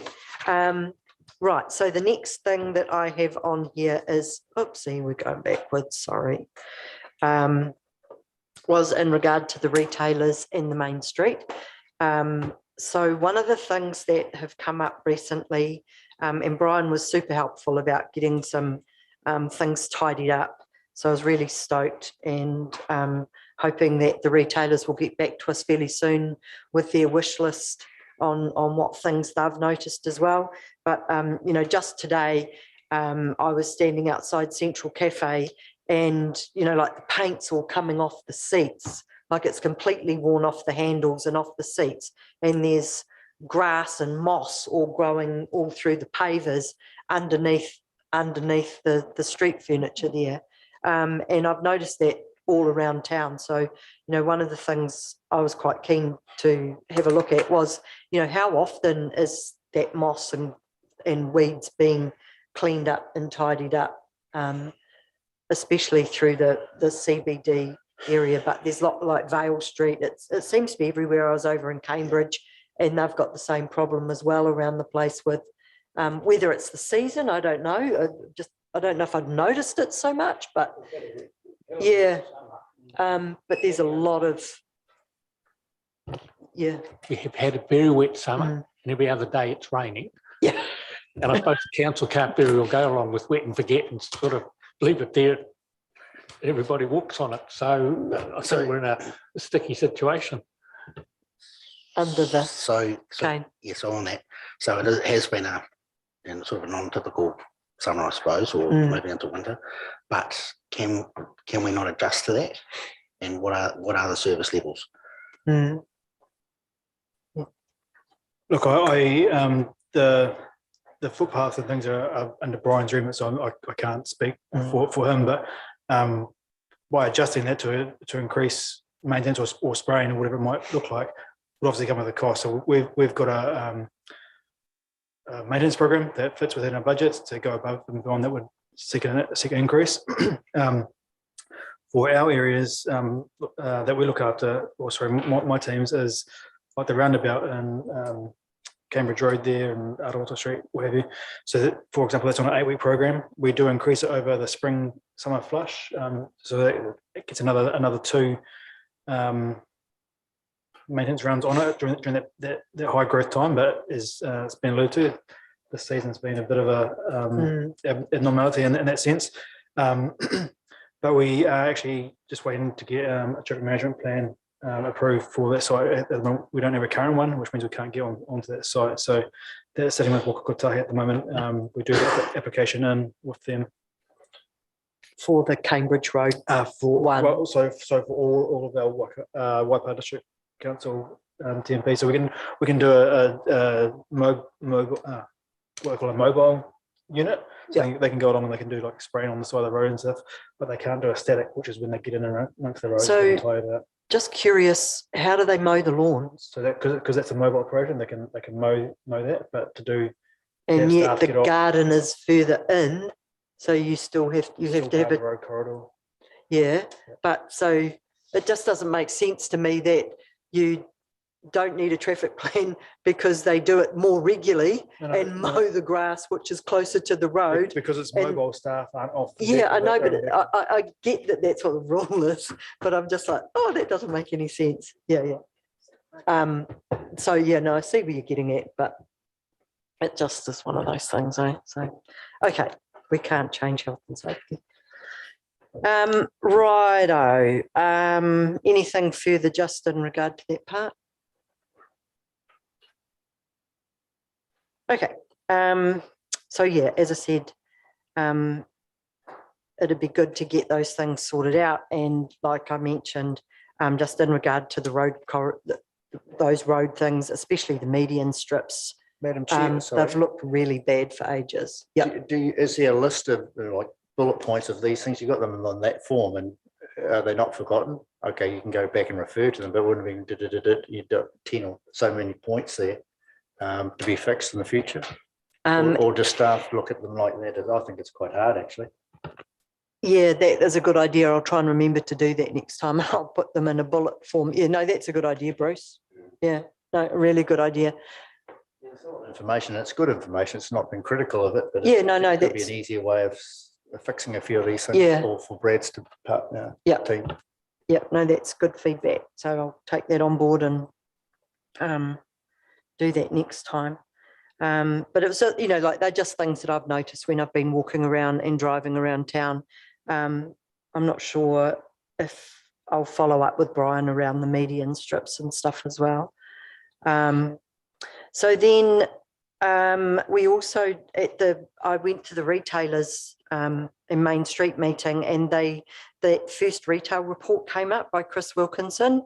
And so I don't know if you guys remember, but it was written back in 2017 and followed up with a workshop that actually went nowhere. So I was just wondering at this point, would people be supportive if I contacted Chris just to get an indicative cost, just as not actually as a formal motion, but just to say, hey, give him a ring and say, look, if you were to do more work, what would be the kind of cost? And if it comes back, and then we can go from there. And if we think it sounds something that's plausible, we could then make that a formal notice of a formal motion to say we would like to see him actually redo that report. But I just don't want to go off on my own bat and just go and talk to him if there's not the support there, because part of what he was talking about was providing information in regard to what retail we are actually missing. They did quite a very generic broad brush thing, but didn't drill down. And he said, well, I can provide additional information about that at some point if you would like it. But I just wanted to get a little bit of guidance from the board, as if you think that would be a good. Yeah. Just to say, look, if you did this work, what would it cost? Sally? No. Oh, Lou and his button. Oh, hang on. Just Sally, just wait. Lou, and then I'll come back to you. No, go, Lou. Just simply, we had a discussion that there is a big problem at the top of Alexander Street where we have quite a significant lack of disability park. It is something that there's not a lot of area up there for disability. And as our population ages and need for people to get out and with wheelchairs, etc., or walkers, there is a problem. Whether the council would look at that, I really appreciate the idea of doing lighting, the pedestrian crossings, especially the central, refuges. But I just wonder whether we have a look at that, because there's a number of businesses up there that have said that people can't get there because the disability parks are often too far away, and to just would promote that area a little bit more. Yep. Just on that, because it sort of reminds me of the urban mobility, there aren't any retailers on that urban mobility group, are there? There was discussion at the last urban mobility meeting that we would actually stay. We've got a governance group, but we're looking at probably recreating a wider group again, because we've virtually committed to what we're doing now. But the next step, or phase one, will probably need much more, public, input into it. So I think that's critical. And I do agree with you. I think you do need retailers in there. Yeah. Things like off-sighting. We've got 2 bike racks going into Awamutu. Is everyone aware of that? Livingston's are putting them up now. So they're going up right at this moment. And these sort of things, I think retailers and the public need to know where they're going to be and what we're doing. So I think it's really important. Okay, thanks, Lou. Sally, shoot back to you. Oh, well, I'll talk about Lou's with regards to mobility. I mean, so many are so, there's such a variable need, isn't there, for the different types of mobilities and mobility requirements. So that's a huge consideration of how the park is aligned and where it goes and rah-de-rah. But what I was actually wondering, and is how many of the retailers are in the retailers group? How many are actively involved, and what? It's not a huge group at this point in time, but there's about half a dozen of them that come along fairly regularly. But those people go back to the other retailers and are getting feedback from them to bring to their meetings. Thank you. As well. So they're just getting back up and going. So yeah. Thanks. Okay. So on from there, Brian also advised that there's planned works and upgrades for Mahoe, Arawata, Sloane and Market Street. So he's asked us to start thinking and maybe talking to some people around what they would like to see in the streets there and how to improve the look and appeal. And like I've mentioned already about the lighting.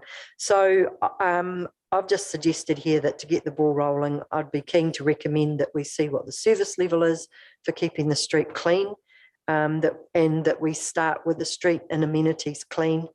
And there seems to be consistent requests to remove the pots. So I'd be quite happy to move that the pots are taken away and that they can just sell them, because I know there's people out there that want to buy them. So I hadn't made that into a formal motion because I wanted to be able to just sort of have a little bit of a chat about it and see if everyone supported it like that, and then if we do, we can formalise that.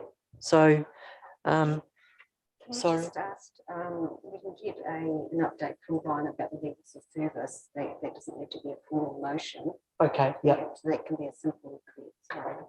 So the levels of service can be a request to staff just via me from the community board, and we can get that information to the community board. Yeah. The removal of the pots is a different matter. If you're asking to formally remove them, it would require a resolution, but I'm not entirely sure off the top of my head who the resolution would go to. Should that be a public consultation? Pardon? Should that not be a public consultation though? I think a public consultation to move 5 or 6 pots is going to be a very expensive process. Okay, fair enough. Yeah. But yeah, okay. John, you got a comment on the pots? It's a big hunk of concrete on the bottom that worries me. Oh, they push them over all the time. Yeah, but you smack the concrete off, you might not tap a pot. Oh, well, that might be, you might not be able to sell them, that might be it. But I know there's a lot of negative feedback about the pots.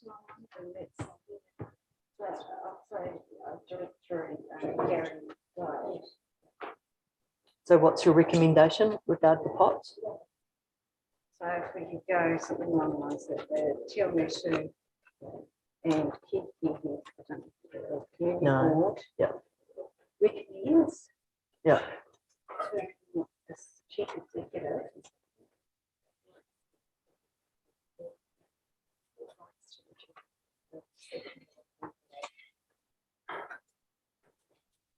Okay. We'll do it in a committee. Sorry?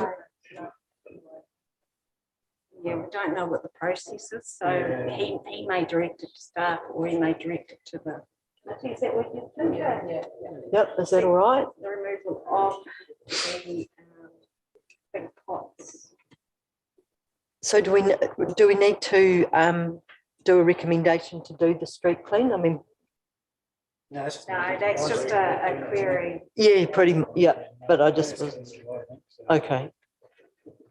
So just off the top of my head, and with assistance, that the Awamutu and Kihikihi community boards rights to the CE of Waipa District Council to seek the removal of the big pots on Alexander Street, Te Awamutu.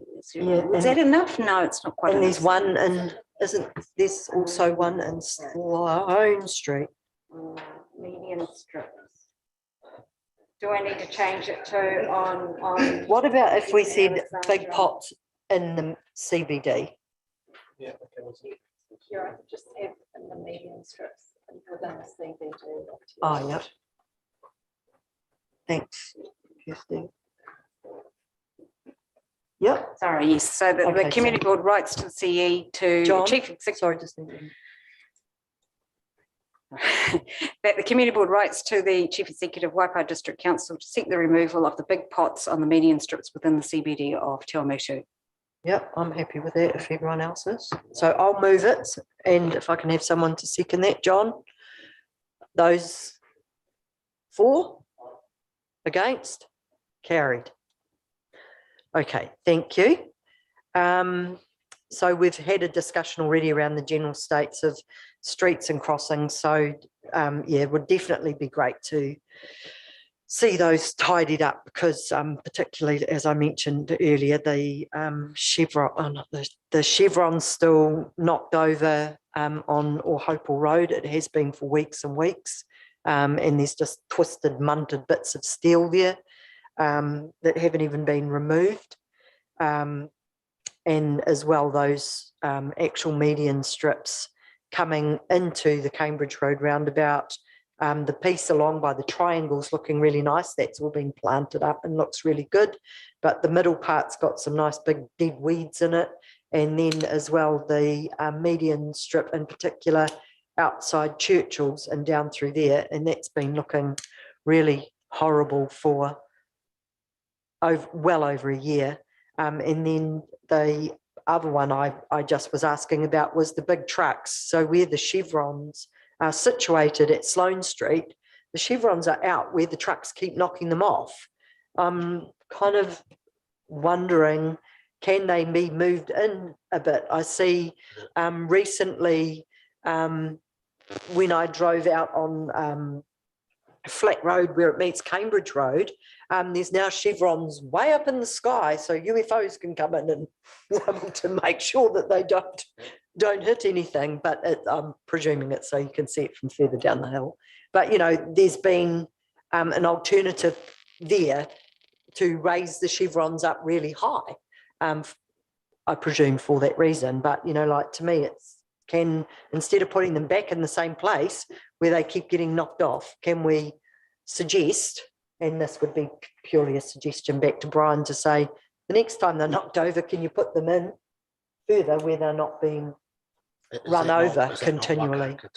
Pardon? Is that not what Kotahi then? Well, I'm not, Brad might be able to clarify the middle of the roundabout.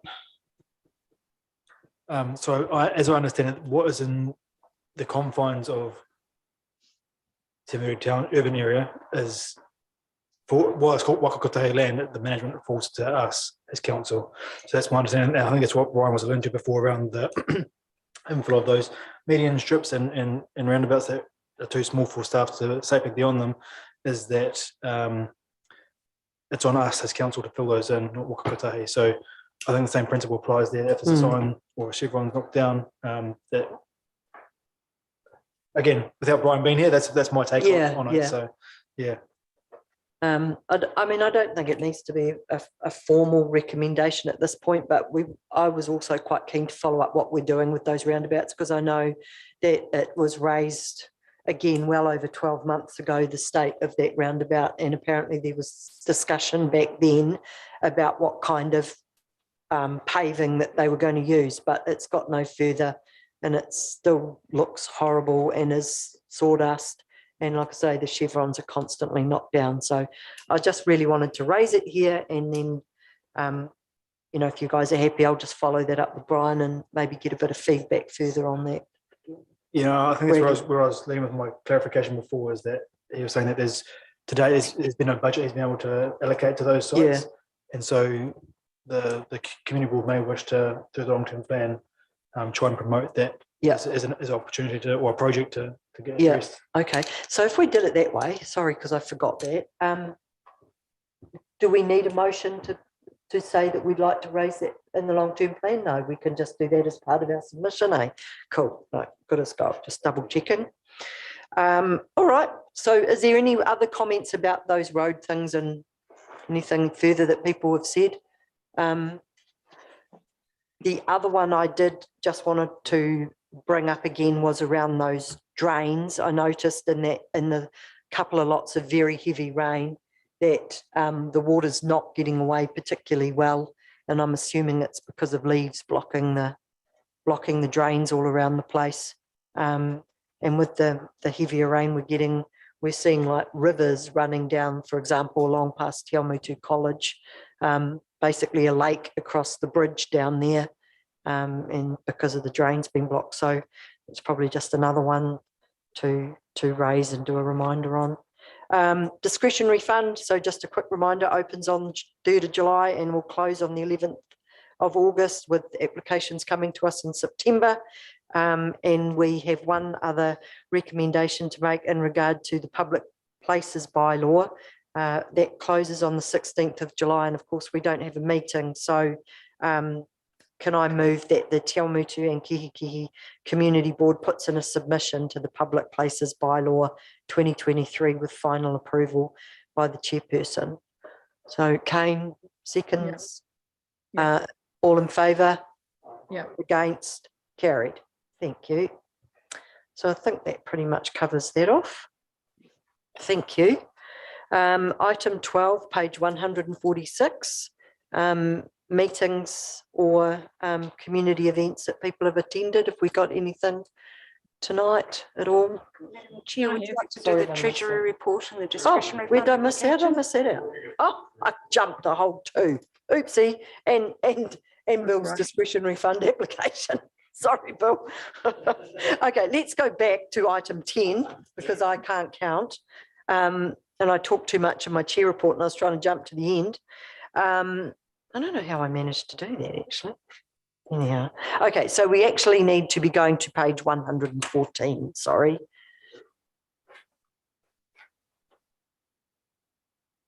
So have we got any questions or anything in regard to our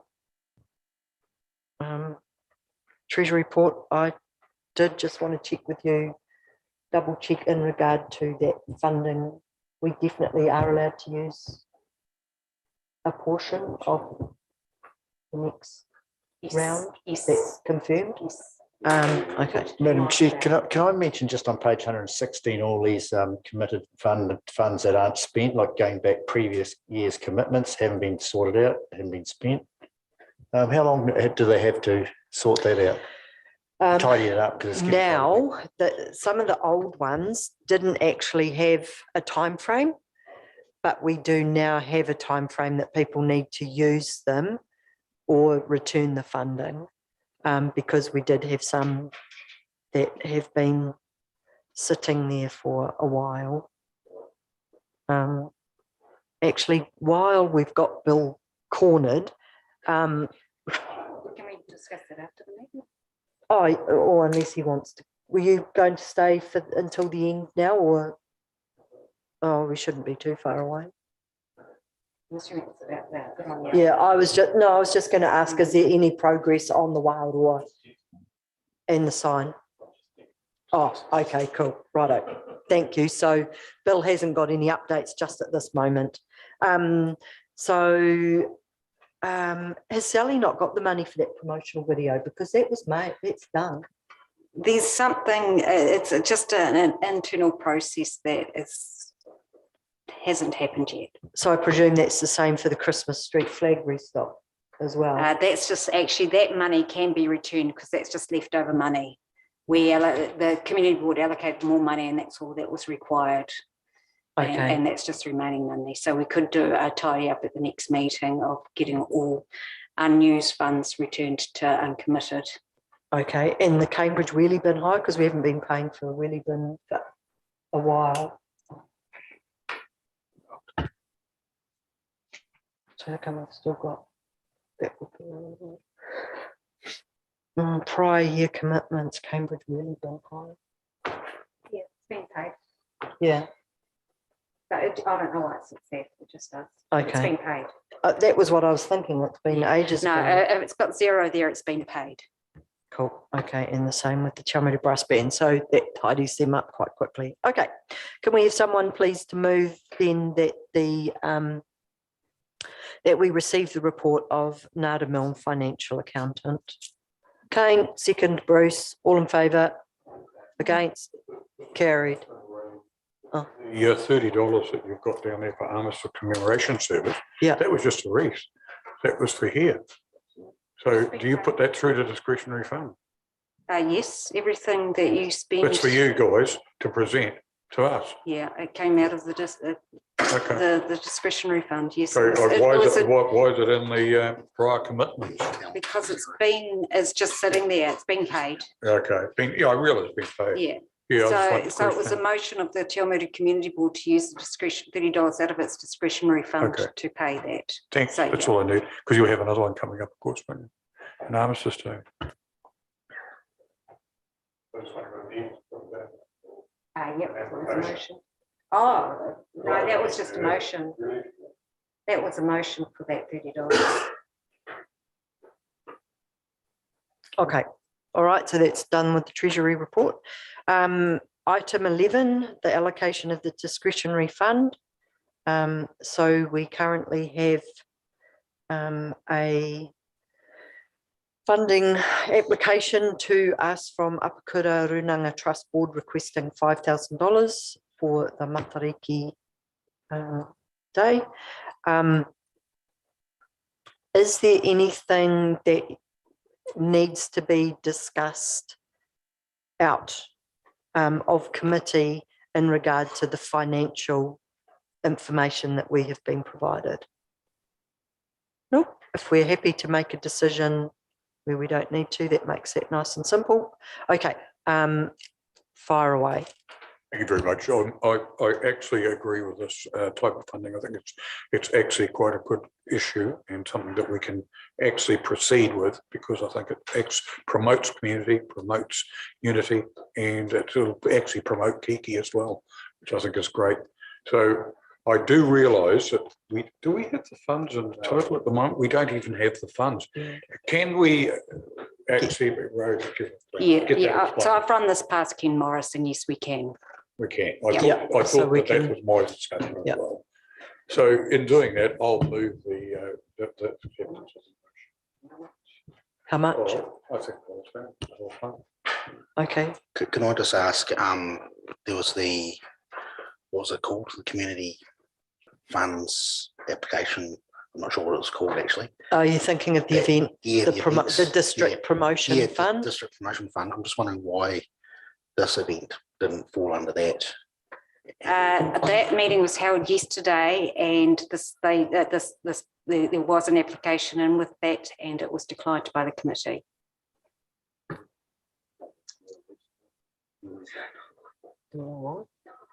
I was just interested. I did see that in the paper. I wasn't sure why. Okay.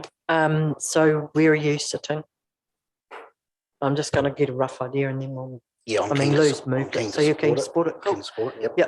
Yep. Any further comments? Sally, did you have any comments to make about this application? No, thank you, Madam Chair. Okay. Thanks. Very formal today, Mrs. Whitaker. I just want to add that I went down last year and it was a fabulous event. There were loads of people there. I think Bill was being very modest saying about the 250 hangi meals that they handed out, because there were well in excess of 250 people floating in and out. And I think lots of people came and went through the day. They did a great job, and people loved it. So we've got Lou's move that we provide the full $5,000 for this event. So can I have someone to second that? John, all in favour? Against? Carried. Good luck. Spend it wisely. Yeah, it's hard to get. Yeah. Okay, so now make sure I go to the right page. That's item 11. Now we're up to item 12. Board members' reports from meetings attended. So we go to page 146 and we'll just have a quick go around the room. I think, Sally, you had some thing to share on this one. Yeah, unusually. So I've attended 2 webinars on international perspectives and learnings of waste to energy and policy implications of waste to energy. And these sessions were presented by Eunomia Research and Consulting Limited, as commissioned by the Waikato Regional Council and Tauranga City Council. And we actioned these by sending information to Quinton, or some questions to Quinton Budd, and with regards to the waste to energy plant that there is a proposal for in Racecourse Road. So I'll just read you out those for the purposes of those that might be listening. And so the question is, the waste energy plant that is possibly proposed or is proposed on Racecourse Road will be going to public notice in due course. So from the time they notify council they are ready, how long is it before the first advertisement go in the paper? So Quinton replies, it may take around a week to prepare letters to nearby properties and prepare the newspaper notice, depending on the newspaper's print date cutoff. Question 2 was, does the public notice for submissions have to be in one of the community papers of like the liquor licensing, for example, and where it can go in the Waikato Times only? And it would be posted in at least one of the local papers, replies Quinton. And how long will the public have to submit? And it's 20 working days. So 4 weeks is a minimum requirement. Is anyone allowed to make a submission, or only affected parties and those with a valid reason? So anyone can make a submission. Who makes the decision? And does it go to the Waikato District Council Regulatory Board or another Resource Management Act board?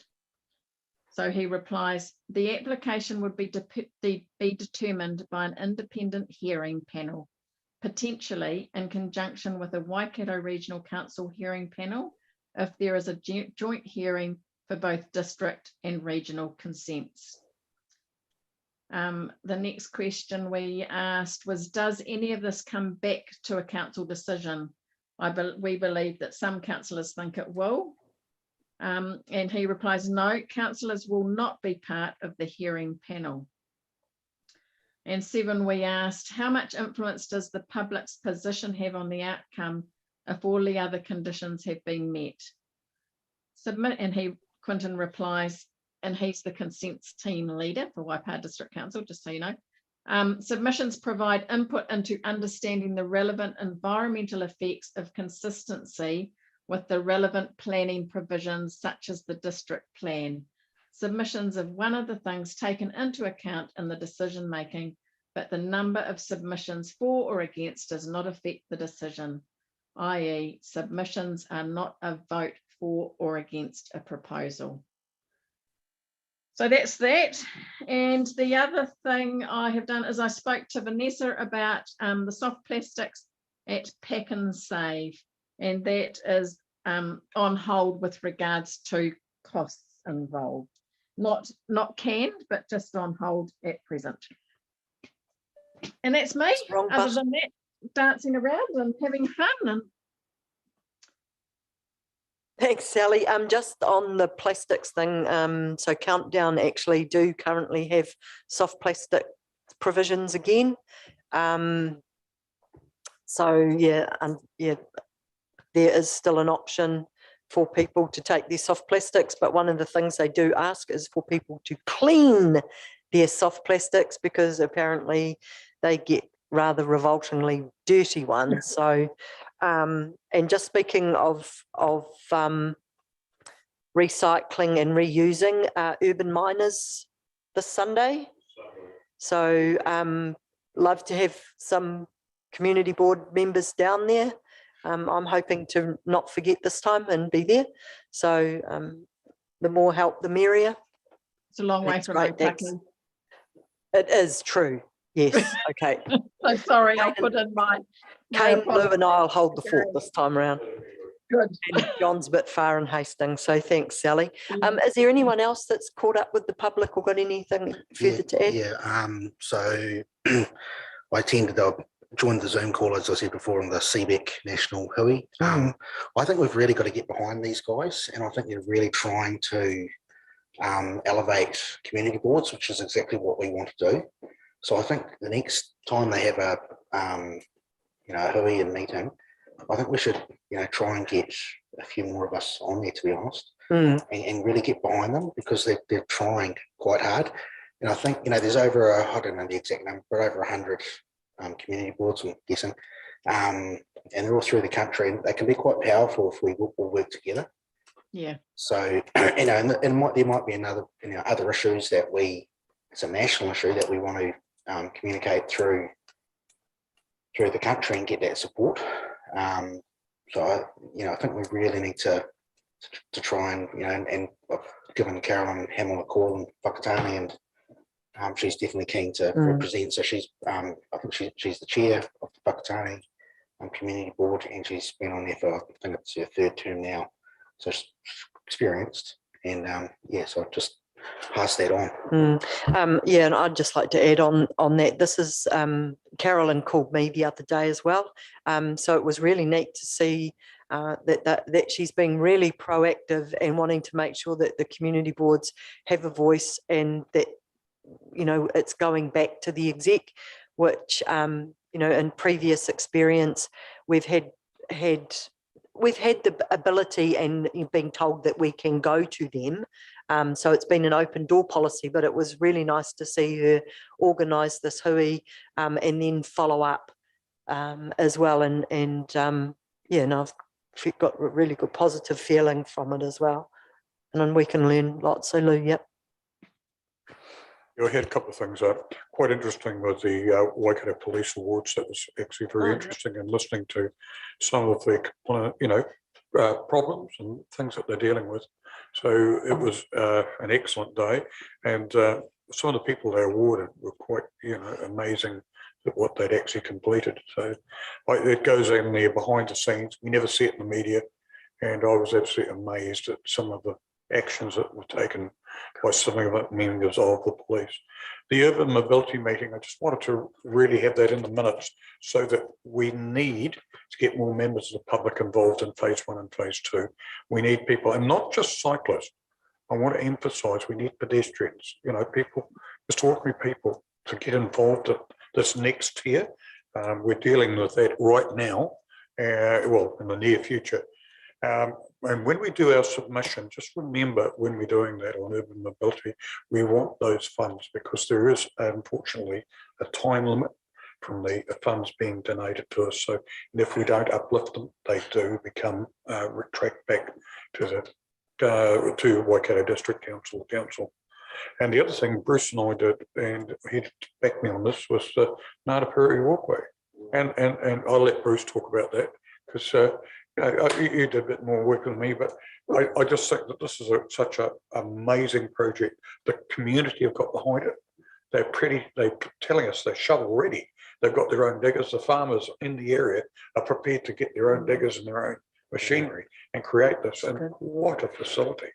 It's going to be terrific. Where you go, Bruce? Yeah, Andrew Nicholson on steroids. No, like it's 4Ks from the Ngāti Golf Club to Old School Road. Then you get into the Finlayson Vickers property, and there's old Kakatias to the old pass side. And the Kihikihi is 100-something years old. Amazing. We walked right through. Yeah, we lost John halfway, but never mind about that. So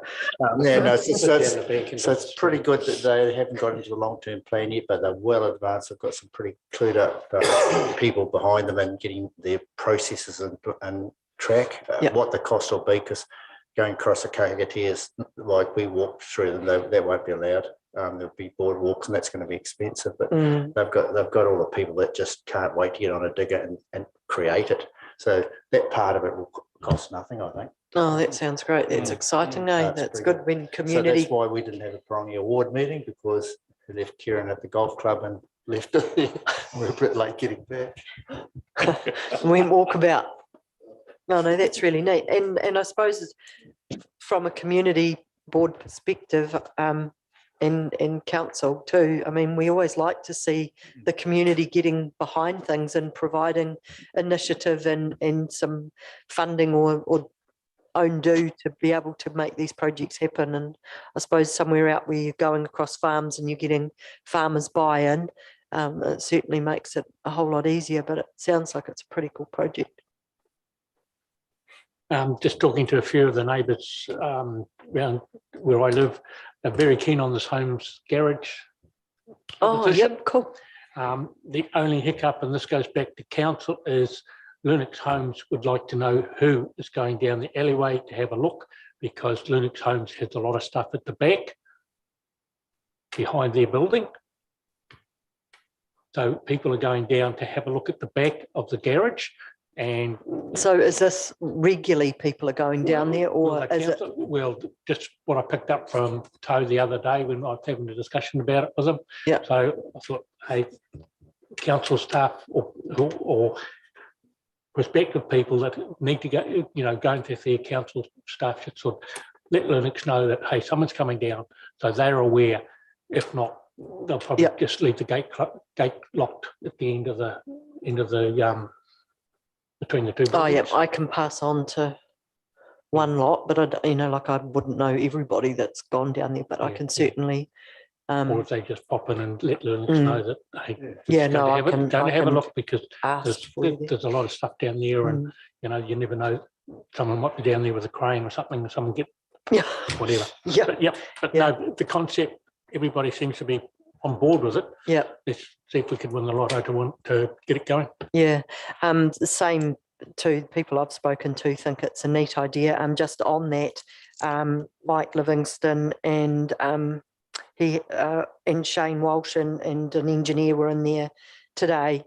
And from an earthquaking perspective, they're saying it's pretty straightforward, and it's not likely to cost a ridiculous amount of money. They've said that the way the brick facades are, that they'll crumple, they won't and squash anyone.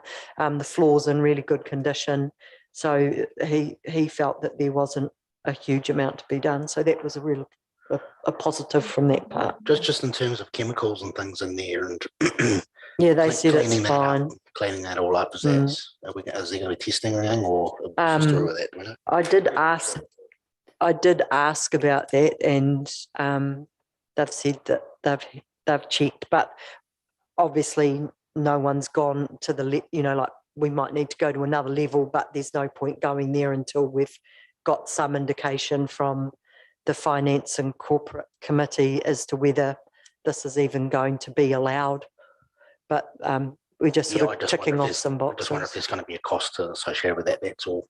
Yeah. Maybe. I don't know. Shane, I did ask him, and he said, no, there's not a problem with it. The floor's actually pretty new. The only thing really that would need to be done is the pit would need to be filled in, so that, because at the moment it's just got boards across it. Yeah, and I guess with respect that Shane wants us done.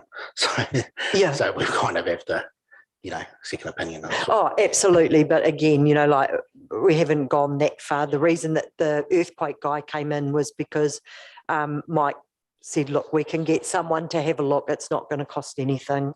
So that was sort of under that umbrella. But so far, yeah, the feedback's been positive. Just as a by the by, the retailers have got a couple of good ideas coming forward.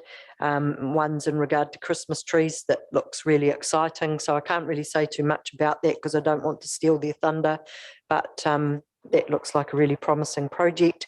The Blackout Friday's all set to go again. You'll see that they received a chunk of money from the district promotion. I attended a community meeting yesterday organised by Ollie from Awamutu Sports and Kōwaio in regard to that youth space, and there were a number of services from around Awamutu that were all there, and that's going to become a regular event to look at what we can do with our youth, and how we can even move into that tamariki area and support them as they grow up, rather than leaving them where they're tagging the Alpha and the Māori Women's Welfare League, etc. So that was a really good meeting and some good connections. And I went there wearing 2 hats, Kāinga Aroha and the community board, because I felt that it was important that we were there. So that's me. So if there's Lou? Just one point, is this like general business or? So this is our meeting Yeah, slash, okay. yep. Just quickly with the batteries. Yes. I was actually in Moira 10 and I thought there was quite a significant increase. So they're sending everyone over to Packenstoke. So that's why. So I was quite amazed because I've actually got probably close to 200 kilos now. And that's at $4.50 a kilo. Wow. Work it out. Yes, okay. So there's a running out faster than significant, we thought. yeah, what I could do is break it down because we've got 2 weeks, Yeah. 2 months. I've held it at the moment. John was very good and supplied me with some paint. One of them had quite a significant amount of paint in the bottom of it. That's what I found. Okay, let's You want the keep paint, going Bill? so you can go home. The one thing I'd like to ask people, if they're going to use this facility, could they please keep all the rusty ones out, all the ones there's some of them come in a terrible state, and I've been just getting rid of them. But I mean, really, I'm getting to a stage that it's taking up most of my rubbish space and some. Yeah, I'll put a note again in my next column, maybe just as a reminder. Modern batteries, but not something that's covered in manky and rusted, and it's actually dangerous like that. So I wonder if we do a little keep a couple of those really rusty ones and maybe do please none of these, or okay, I don't know. It's got like we've got our stickers saying please no damaged batteries, but we're still getting them. So maybe we need to come up with another idea that we try to see if we can detour those ones, because they are a pain. I know when I was getting them. Well, you can't really recycle them or do anything with them. They will take the ones that aren't too rusty, because I did check with the urban miners about the rusty ones. They really don't want those white ones that are blowing out though. So yeah. All right, thanks, Lou. I'll put our thinking caps on that. Bill, seeing as you are still here, we just have to, no, I haven't forgotten that. I was just giving Bill the heads up to say, seeing as he's still here, that will be, I would like to invite you to close after my final item, which is 13, and that is the date of our next meeting, which will be the 23rd of August. So remember, we do not have a meeting in July, and our next meeting will be August. So on that note, I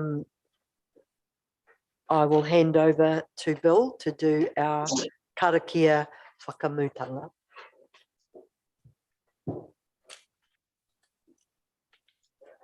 Thank you, Bill. Kia ora. Kia ora. Kei noa tātou.